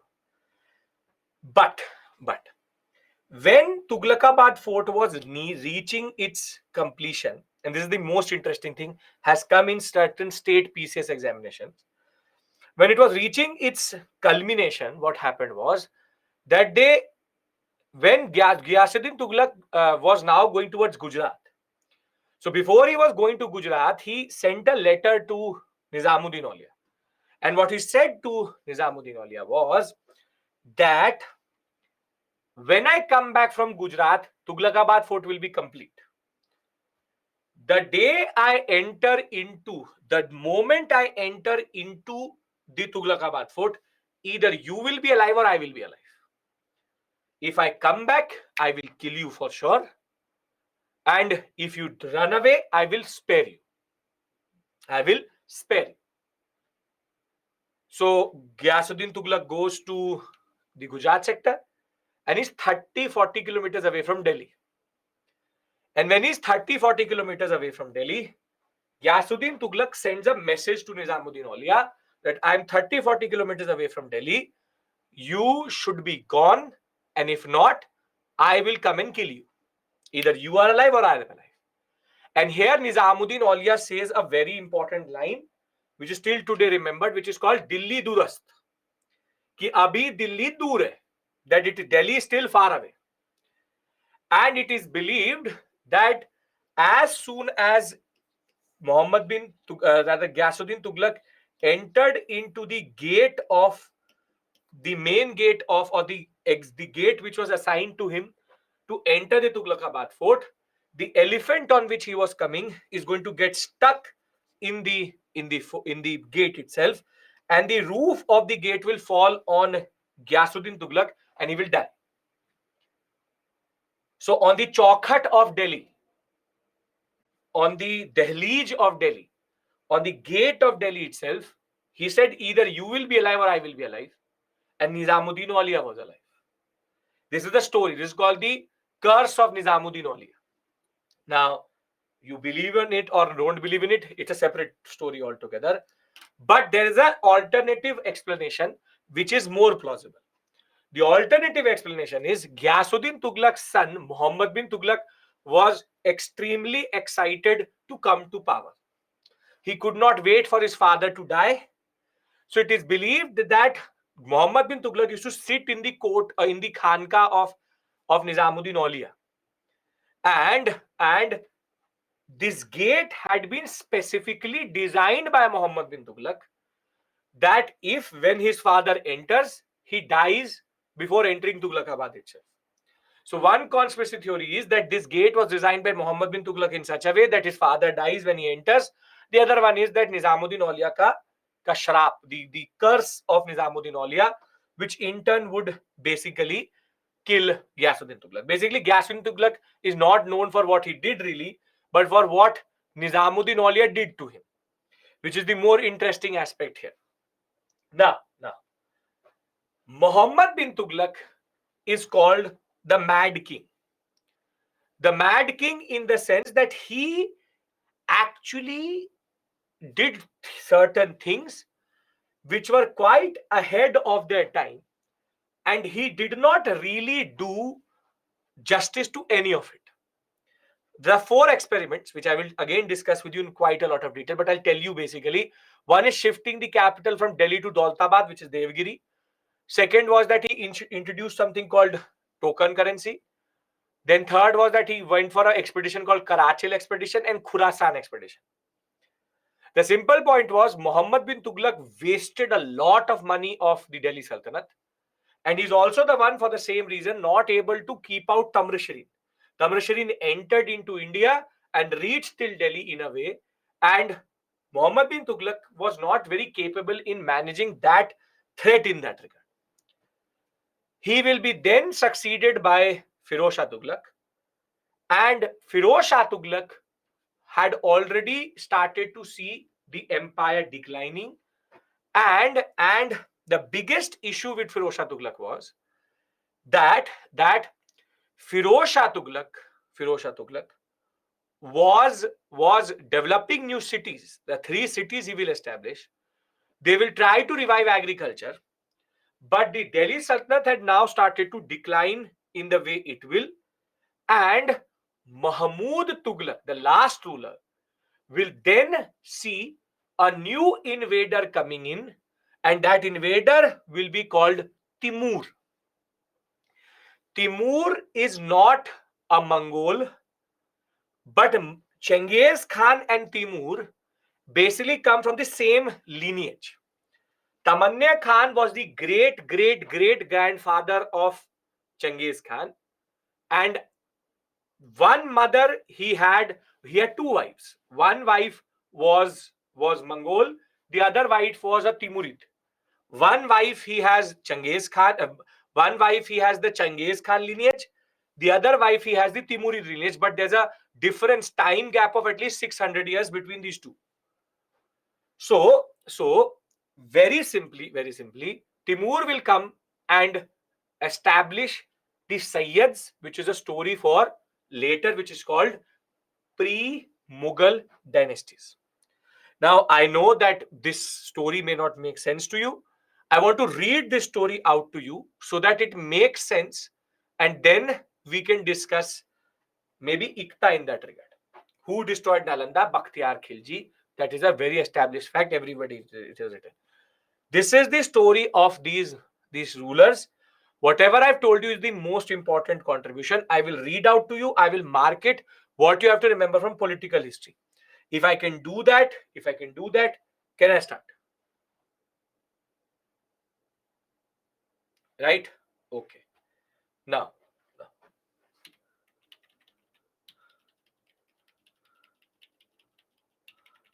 let's start from Vivek. You've been asking questions without asking me. Can I ask a question? So fire away.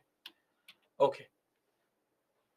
So you have Kutubuddin Aibak, Iltutmish, Razia, Gyasuddin Balban, and his successor, last successor, Kekubad. Kekubad will be killed by Jalaluddin Khilji. Now, Kutubuddin Aibak between 1206 and 1210, he played an important role in expansion of the Turkish Sultanate, and he will be the one who will not like how Yalduz was asserting his power, and therefore he will break off from Yalduz, and in 1210 he will die whilst playing polo. When Kutubuddin Aibak died, he was the empire was only this much. Empire was only this much. Razia was betrayed or not by Yalduz. अबे Yalduz इधर लिखा है. You are mixing Yalduz and Yakut. Yakut, Yalduz different, Vivek. You are mixing. Was he betrayed by Yakut or not is of no purpose to me. Was he betrayed by her lover or not? I don't care about that. First thing. And second thing is, You're mixing up the two names, Yakut and Yalduz. Yakut is related to Razia. Yalduz is related to Kutubuddin Aybak. Are we clear, Vivek? Fourth batch you are doing. Still confused about Yakut and Yalduz. याकूत और यालदूस different है, हाँ है. Okay. Sakshi, 28th and 29th, tomorrow is a holiday. What is the reason behind it is my own personal reasons. You've been asking this for the past 45 minutes. Doesn't really change. There are two new holidays which I've invented for 28th and 29th. Enjoy it. Whatever you want to call them. Issue is different. And then you will ask me it's not making sense. No, tomorrow and day after we don't have a class. I've already told you that yesterday. I have a certain personal reasons for that. And if it is not enough, we have two new holidays. One is called Santa Claus Day. The other one is called Abhishek Mishra Day. Right? Okay. Now,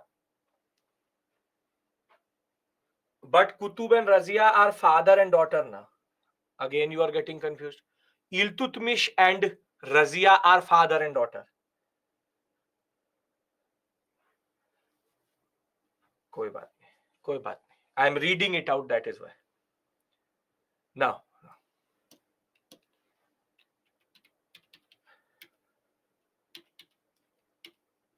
Iltutmish. One second. Iltutmish. Real consolidator of the conquests, saved the Delhi Sultanate from invasion of the Mongols, Genghis Khan. We already know that. Introduced Tanka silver coin, Jittal copper coin, Ikta and Chahalgani, Dal Chalisa, and the connection between what we call as 40 nobles, that way. Now, thereafter, we know that the first evasion, Genghis Khan death by 1227, and thereafter a lull period for close to 20 years. Thereafter, we should make notes for Mongol Delhi Sultanate. I've already made that for you. I've already made that slide for you. Now, what Iltutmish will do is, he will start to consolidate this whole sector.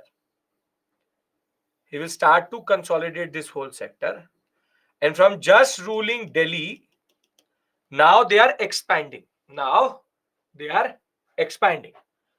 Thereafter comes Razia. And Razia, the problems start. What are the problems? The Dal Chalisa struggle for power begins. She discarded female apparel, started holding court with her face unveiled. She even hunted and led the army in war. And therefore, she sent an expedition against Ranthambore to control the Rajputs, successfully established law and order in length and breadth of her kingdom. Rebellions broke out at Lahore and Sirhind. Razia personally led expedition against Lahore, compelled the governor to submit. However, on her way to Sirhind, an internal rebellion broke out. Yaqut Khan was killed and Razia imprisoned at Tabarhind. However, Razia won over the captor Altunia, married him, made a renewed attempt on Delhi, but she will be killed by bandits in the forests in the Aravalis near Delhi itself. And thereafter, 4 years of rule, very rocky and very, very choppy in that regard. Thereafter, it will be Balban who will break out the power in that regard, wherein a strong and centralized government was established.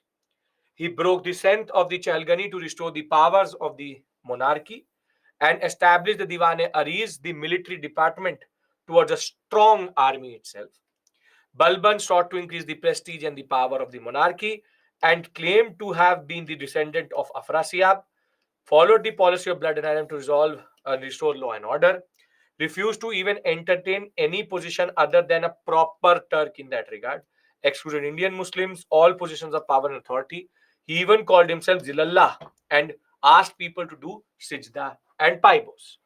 Now, I have already explained everything to you. Now, if you really want, I can slowly read it out to you. Please explain slowly from this slide. So you want me to read slowly. That's it. I have put in 45 minutes to tell you that story. So I don't know what you want from me. Either now I read like this. To keep himself well informed, Balban appointed spies in every department. Means spies were put in every department. He also organized a strong centralized army, both to deal with internal disturbances and repel the Mongols who were entrenched themselves in Punjab. So Mongols were sitting in Punjab. So Balban, what he did, he had a centralized army, and the internal disturbance does not happen. So he used to repel the Mongols. Thereafter, although Balban had a strong army, he did not lead any distant expeditions except the one to Bengal, or expand the empire for fear of Mongol attack on Delhi. This means that Balban never left Delhi because he had the fear of Mongols. Thereafter, Balban died in 1286 by asserting his power on the monarchy, strengthened Delhi Sultanate. Delhi Sultanate strengthened by Balban, but he died by 1286. So I know how to speak English. Good orator I am. So if this is what you want from me, I'll do it. There's no point in telling you the whole story itself. So I'll based on certain people's demand, I will very simply प्यार से एकदम मजे मजा है एकदम fast नहीं fast is good no let's do the school way and keep on underlining as I'm telling you. So first get your priorities clear, what you want from me. Either I tell you the story, explain everything to you, and then I read it out to revise, or we read like we are in school, and then I basically explain every point to you. Read English. I ask one of you to also read with me, and we can then chat over it. All of you speak one point, and we'll enjoy how we are going forward. So understand or remember what you wish for in that regard. So I can easily go slow in a very beautiful way of narrating.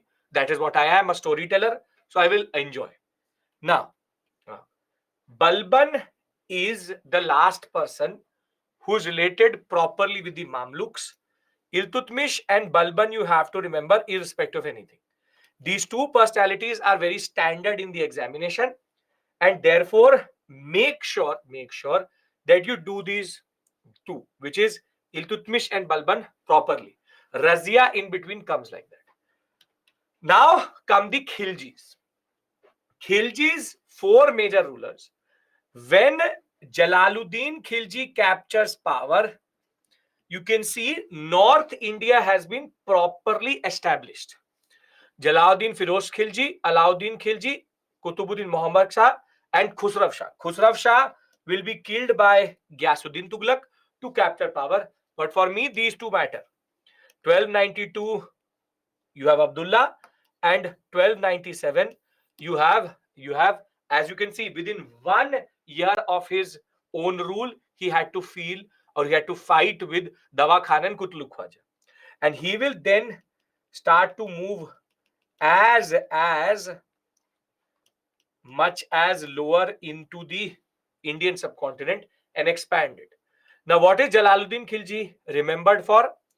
Jalaluddin Khilji is remembered for bringing in a mixed origin, wherein Turkish Afghan origin, and he will now start to have a more representative, what we call as nobility. Chahalgani system is abandoned properly. Defeated the Mongols who invaded in 1292. He checked the powers of the Turkish nobility and followed a policy of tolerance, but he was too mellow for his own nephew, who is Alauddin Khilji. Alauddin Khilji has multiple expeditions, but that is something which is net level or even level of the PCS level examination, which is one is called the Chittor campaign, the other one is called Gujarat campaign, then the other one is called Warangal, the Kara campaign, Devagiri campaign, Yadavas campaign, Thanjavur campaign. But you can see by 1311 he had reached till the Thanjavur sector, where the Cholas had now more or less properly started to decline. So he will reach till that point. The Kakatiyas, the Hoysalas, and the Cholas, all will see Alauddin Khilji moving southward in that regard. And in that sense, Alauddin Khilji was very, very powerful. A proper consolidator, ruthlessness and severity, rebellions of the army, even in the army or nobility, whole family was punished like under Balban. Very serious regulations. Even asked his nobles to ask him before they marry. So they should take permission before marriages. And what he's actually known for is the market reforms, which we'll discuss separately. Thereafter, when Alauddin Khilji dies, this is the expanse of the Delhi Sultanate. This is the expanse of the Delhi Sultanate. And in a way, after the Mauryas, after a very long time, a proper big empire, maybe the Guptas, a proper big empire had been established. However, the Tughlaqs will piece by piece lose it. By piece, lose it. How? First is Ghiyasuddin Tughlaq. You have Ghiyasuddin Tughlaq, Muhammad bin Tughlaq, Firoz Shah Tughlaq. Till this point, you have to remember these first three are quite important. Ghiyasuddin Tughlaq Shah, Abu Bakr, and Nasruddin Muhammad Tughlaq, and also called sometimes Mahmud Tughlaq, is the one who is important. I will show you 3 questions from this area. Once I've discussed this basic thing with you, I'll push it into the chat box. So you give me 5 minutes, we will discuss those questions. What can be asked from this area? So he was of mixed Turco-Indian origin, wherein Jat noble father was likely descendant of a Turkish slave itself. Ghiyasuddin Tughlaq developed the Tughlaqabad fort. He was known to have rewarded everybody who helped him come to power. Known for his conflict with Sufi Saint Khwaja Nizamuddin Auliya. He will bring in the laws of Alauddin Khilji again. We'll talk about that. He is the one who will have better postal system and encourage agriculture, trying to introduce more revenue because the empire is declining. Thereafter, Muhammad bin Tughlaq is mostly known for his 4 experiments, but he was a very learned king, knew astronomy, knew mathematics, philosophy, and he introduces many administrative reforms which mostly backfire. He is known to be the one who increased the taxation to half, and the non-Muslim peasantry started to run away, saying, we can't work under such a useless ruler who does not even understand agriculture. And in counter-production or in compensation, he will establish the Diwan-e-Kohi, or the Department of Agriculture. Department of Agriculture was to make sure that land is under cultivation and it is being cultivated in the right way, but again will not work out properly. By 1351, I'll discuss. By 1336, because of his whole drama, the Vijayanagara Empire will be established. And by 1347, Bahmani will come, which we will discuss next week. Thereafter, the last major ruler of this sector is Firoz Shah Tughlaq. Establishment of the Diwan-e-Khairat and Bandagan, meaning Khairat meaning you give to the people, Bandagan is slaves. He wanted better slave department. Thereafter, he will do something to Iqtidari which will destroy it. We'll discuss it separately. The standard taxes which were collected previously also. Kharaj is land tax. Khams is war booty, meaning if you win a war, you have to give 1/5 to the king. Jizya is the tax paid by non-Muslims to Muslim Sultan. This was introduced by Aibak. Yes, Kharaj would be Bhag in a way. Zakat is a one which is paid by Muslims to the Muslim king for religious purposes. But is remembered for the 4 cities he established: Hisar, Jaunpur, Fatehabad, Firozabad. You have to remember whatever I'm marking. He's also the one who basically established Hisar, and the whole canal system which you see in the Hisar sector is because of him. With this, we finish the political story. Now, what do you have to remember? I'll tell you, and then we can talk about the questions. First, Kutubuddin Aibak severs ties with, now revising, pay attention. Kutubuddin Aibak severs ties with the what we call as the Ghuridian Empire leads to establishment of Delhi Sultanate. That is his first major contribution. Iltutmish, Ikta will discuss Chahalgani, Tanka and Jittal, and he kept off Genghis Khan out of India. Thereafter, Razia, Chahalgani power goes up, is killed in that process. Balban brings down Chahalgani power. Diwan-e-Ariz, military department. Over and above that, he also makes sure that first January is a holiday. We also make sure that you have the power of the Sultan restored. Sijda Paibo, Safrasiyab, this and that. Thereafter, he moves one step further. Wherein we go to Jalaluddin Khilji. Balban managed Halaku and Terbadur. Jalaluddin Khilji keeps off in 1292 Abdullah. Thereafter, he will be succeeded by Alauddin Khilji, greatest, or rather you want to say the most expansionary, keeps off Kutlu Khwaja Dawa Khan. Then Ghiyasuddin Tughlaq, known for Alauddin Khilji. Muhammad bin Tughlaq for 4 experiments, which I will discuss with you later. And Firoz Shah Tughlaq for 4 cities. And the decline will start. Are we clear? If we are, I do the 2-3 questions, which I'll just paste it into the chat box. Can I do that? Give me a minute and I'll just paste that question with regards to that. 1 second.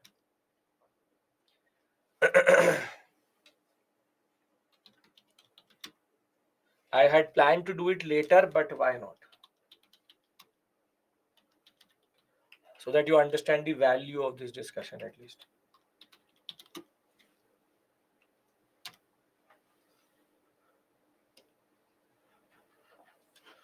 Give me 1 second. I'm just posting that question in front of you.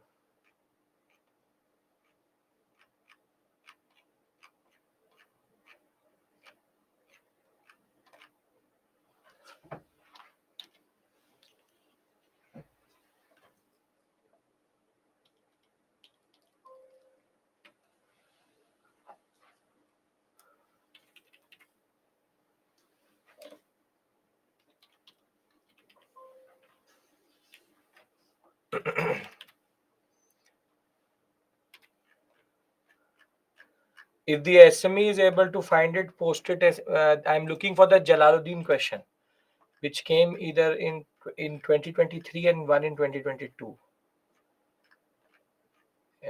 I'm just looking for it. It's in the PPT, but not this one.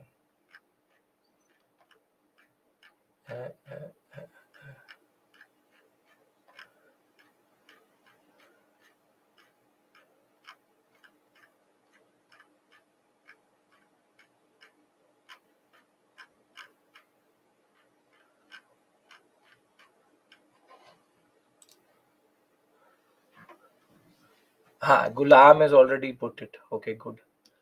Great. Thank you, Gulam. We should thank Gulam. He's done it. Okay. 2022. Now look at this question. With reference to Indian history, consider the following statements. The first Mongol invasion of India happened during the reign of Jalaluddin Khilji. During the reign of Alauddin Khilji, one Mongol assault marched up to Delhi and besieged the city. And Muhammad bin Tughlaq temporarily lost portions of northwest of his empire to the Mongols. Now I'm pushing the poll to you. Unfortunately, this question has 2 answers, not 1. And we have to wait for it. So I'm pushing the poll to you.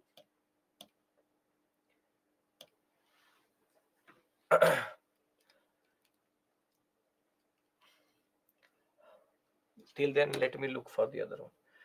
There are 2 options. If you choose either, you are actually correct. Both are correct in that regard.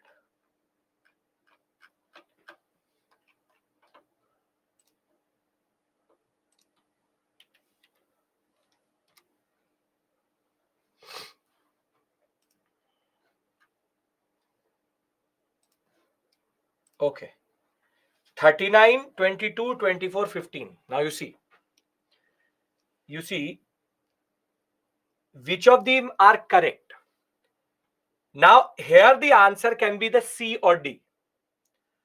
Second statement is outrightly incorrect.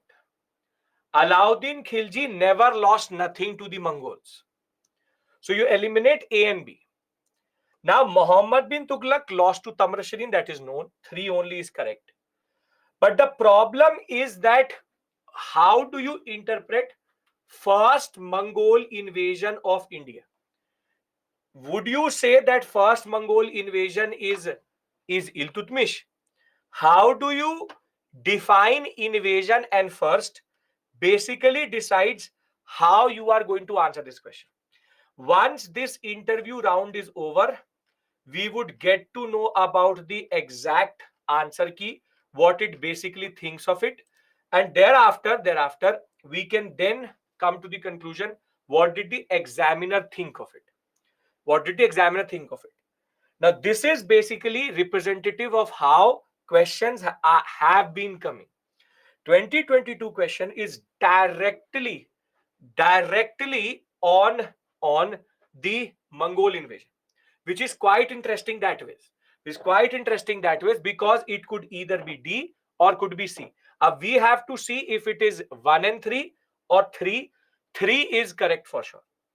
But you all asked me what type of questions come. This is the type of question which comes. This is the type of question which comes wherein they're asking either 1 and 3 or 3 only. Simple point. We need to know these stories now. We need to know these stories now. There's no grace marking in UPSC and all. There's no school. Can anybody give me the 2021 question in which one statement is related to Iltutmish? Acha, Gulam has already done that. Very good. Great. Thank you so much, Gulam. Okay. Yes. Thank you. It was during the reign of Iltutmish that Genghis Khan reached the Indus in pursuit of a Khwarizmi prince. This is 2021. It was during the reign of Muhammad bin Tughlaq that Timur occupied the Multan and crossed the Indus. It was during the reign of Devraya II of the Vijayanagara Empire that Vasco da Gama reached. You can answer this question because if you have an understanding of modern India, you will be able to do the answer. Still, you can still do the answer in that regard. Okay. Okay, come on. Again, you see, back to back 2 years, they asked a question out of this area. The first statement is the whole story which I told you.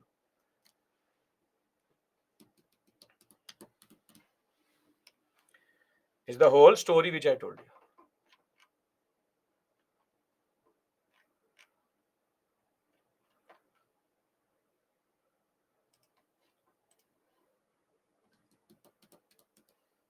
%43 correct, 37%. See, Vasco da Gama did not reach under Devraya II. He came under, and I will teach you this, Imadi Narsimha or the Zamorians. So third statement is incorrect. So C and D automatically get incorrect. This is a Zamorian thing, standard thing which you do in modern India. Then first is correct, that we already know. Timur is not related to Muhammad bin Tughlaq. Timur is related to Mahmud Tughlaq. That is what they were actually playing on. Timur comes here. Timur comes here. And you can see the Muhammad bin Tughlaq period is 1351. He comes in 1398. So when this whole discussion will be done, you will be capable of answering the question. You'll be capable of answering the question. So don't worry about that. So we will discuss that when this whole discussion will be done. So don't worry, you will be able to answer this question once the whole discussion is done. Everything in this question is already what I used to teach for years, and they started to ask questions. Why am I giving you these questions? Because now do you understand the importance of the stories which I've told you? I hope that you realize that I'm not making these stories up, or not just basically doing these stories because I like to tell you these stories. They are basically coming in the examination from time to time, and therefore it is important that you do it. And this is a very, very important point you need to understand generally. Other than that, I would also like to do one more question. 1 second. Genghis Khan. Okay, that both the topics we have covered till this point. 1 second. ICTA we can't do. Okay, we can't do because ICTA and all are there. Yeah, we can't do those questions. Okay.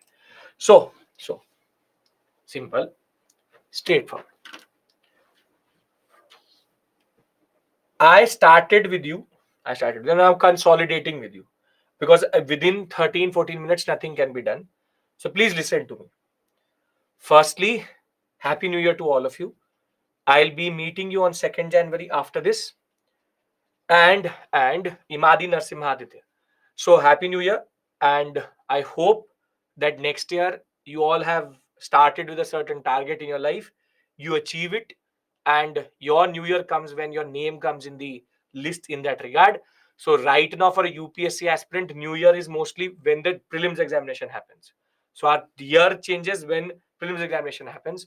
So I hope that you all get what you want and you achieve that. Happy New Year. Second thing is that what I expect from you in the next in a way 5 days, 28th, 29th, 31st, 1st, 30th, 31st, 1st, 4 days in that regard. What I want from you is that you consolidate in the sense I'm not starting any new thing now because it will remain half and half. Ancient India should be revised in this 4-day period. In this 4-day period, it should be revised. And over and above that, you should also be in a position to make those timelines which we discussed previously. Right? Second, I have told you the story or my basic suggestion will be Satish Chandra has a very interesting chapter about this, the struggle for North. If you can read it, it will be good. If not, read the NCRT. It will again help you in consolidating. If not, just read the PPTs. Because when I meet you on Tuesday, it should not be that I say Alauddin Khilji market reforms. You say, who is Alauddin Khilji? Or when I say, for example, anything else, you start to say what Muhammad bin Tughlaq, who Tughlaq, what Tughlaq. That should not be there. So on first, I want you to revise and we will start again from second. By 6th, which is this week, 2nd, 3rd, 4th, 5th, 6th, we will be done by everything related to medieval India. I'll do Mughal and all also with you. And by that last week, 2 weeks, we will go for art and culture. And believe me, art and culture, Nitin Singhania, I know is a little bit of a scare. Don't worry about that. We'll figure it out together. And if it is a scare, if it is a problem, we will resolve it. I think 17th January is the last class with me. Before that, medieval will be over. Art and culture will also be over. Everything will be covered. So in advance, Happy New Year to you. And just don't worry about ancient medieval and art and culture. PTS is always like this. Don't get demoralized. Any n number of marks, 0, 1, 2, 3, 5, 10, 50, 70, 80, whatever you've got it with half of the knowledge. You'll be better placed to do it later. And for Friday's class, 33 minutes, I'm getting that resolved. Today, tomorrow, it will get resolved for sure behind my back itself. Right? Okay. 50, 60, 70, 100 doesn't matter. You are not right now ready. Look at the questions which are coming in the PTS. Try to develop a certain strategy where if you get stuck, how do you actually come out of it? Is your elimination working? And now elimination will not work only because of 1 pair, 2 pair, 3 pair. But is your gut instinct working or not? If you are going with something, there is some issue, we can get it resolved. Right? So Devansh, we resolved that yesterday. If it is still showing, for some reason, I gave you the link to that PPT yesterday. So you got that. Do we need to attend PTS? See, Lakshya, more questions you do, better for you. That is something you should do. Modern and world, I will also take. World history is coming next later. Don't use the NCRT books of some other people. Use the NCRT from the HCRT website. Abdullah was the first one to cross. Yes. But again, Kampal, that is a questionable word. Na? If did he cross, do you call it the first? If did Iltutmish coming to Indus be considered that also? Okay. So if you don't have a question, I will see you on 2nd January straight. Thank you. As I said, 2 days we are for personal reasons not doing it, and we will cover that on 6th January. Thank you. Take care. If you don't have a question, you can leave the session. Happy New Year and see you in the new year, 2nd January 2024. Got less marks, still have chance to clear 2024. Why not? PET, no mock test is ever an indicator of your preparation. It is only indicator of that moment of your preparation. You will never score 100, 200, 115 mocks. Mocks are always made difficult, so that you learn from mocks. Use the mock, what we call as booklet, which rather the explanations as a way of resources. For example, the 1935 Act question, which came in the examination, has only obscure points, which you will not even find in Spectrum any book. Those have been given to you as a supplementary understanding. Something we want to give you rather than asking you. So don't worry about that. Okay. That has Devansh got resolved. Everybody's already told me. Shamil, because he was doing things which were quite ahead of his time, we will discuss that. We'll meet on Tuesday now. Yes. There's only one threat, which is Mongol threat. Yes. Ashay, you are giving in 2025. So you should be reading NCRTs also.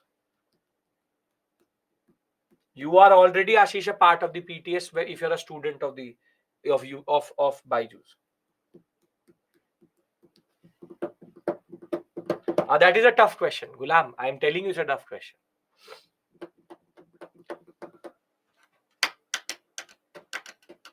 Okay. See you. Happy New Year.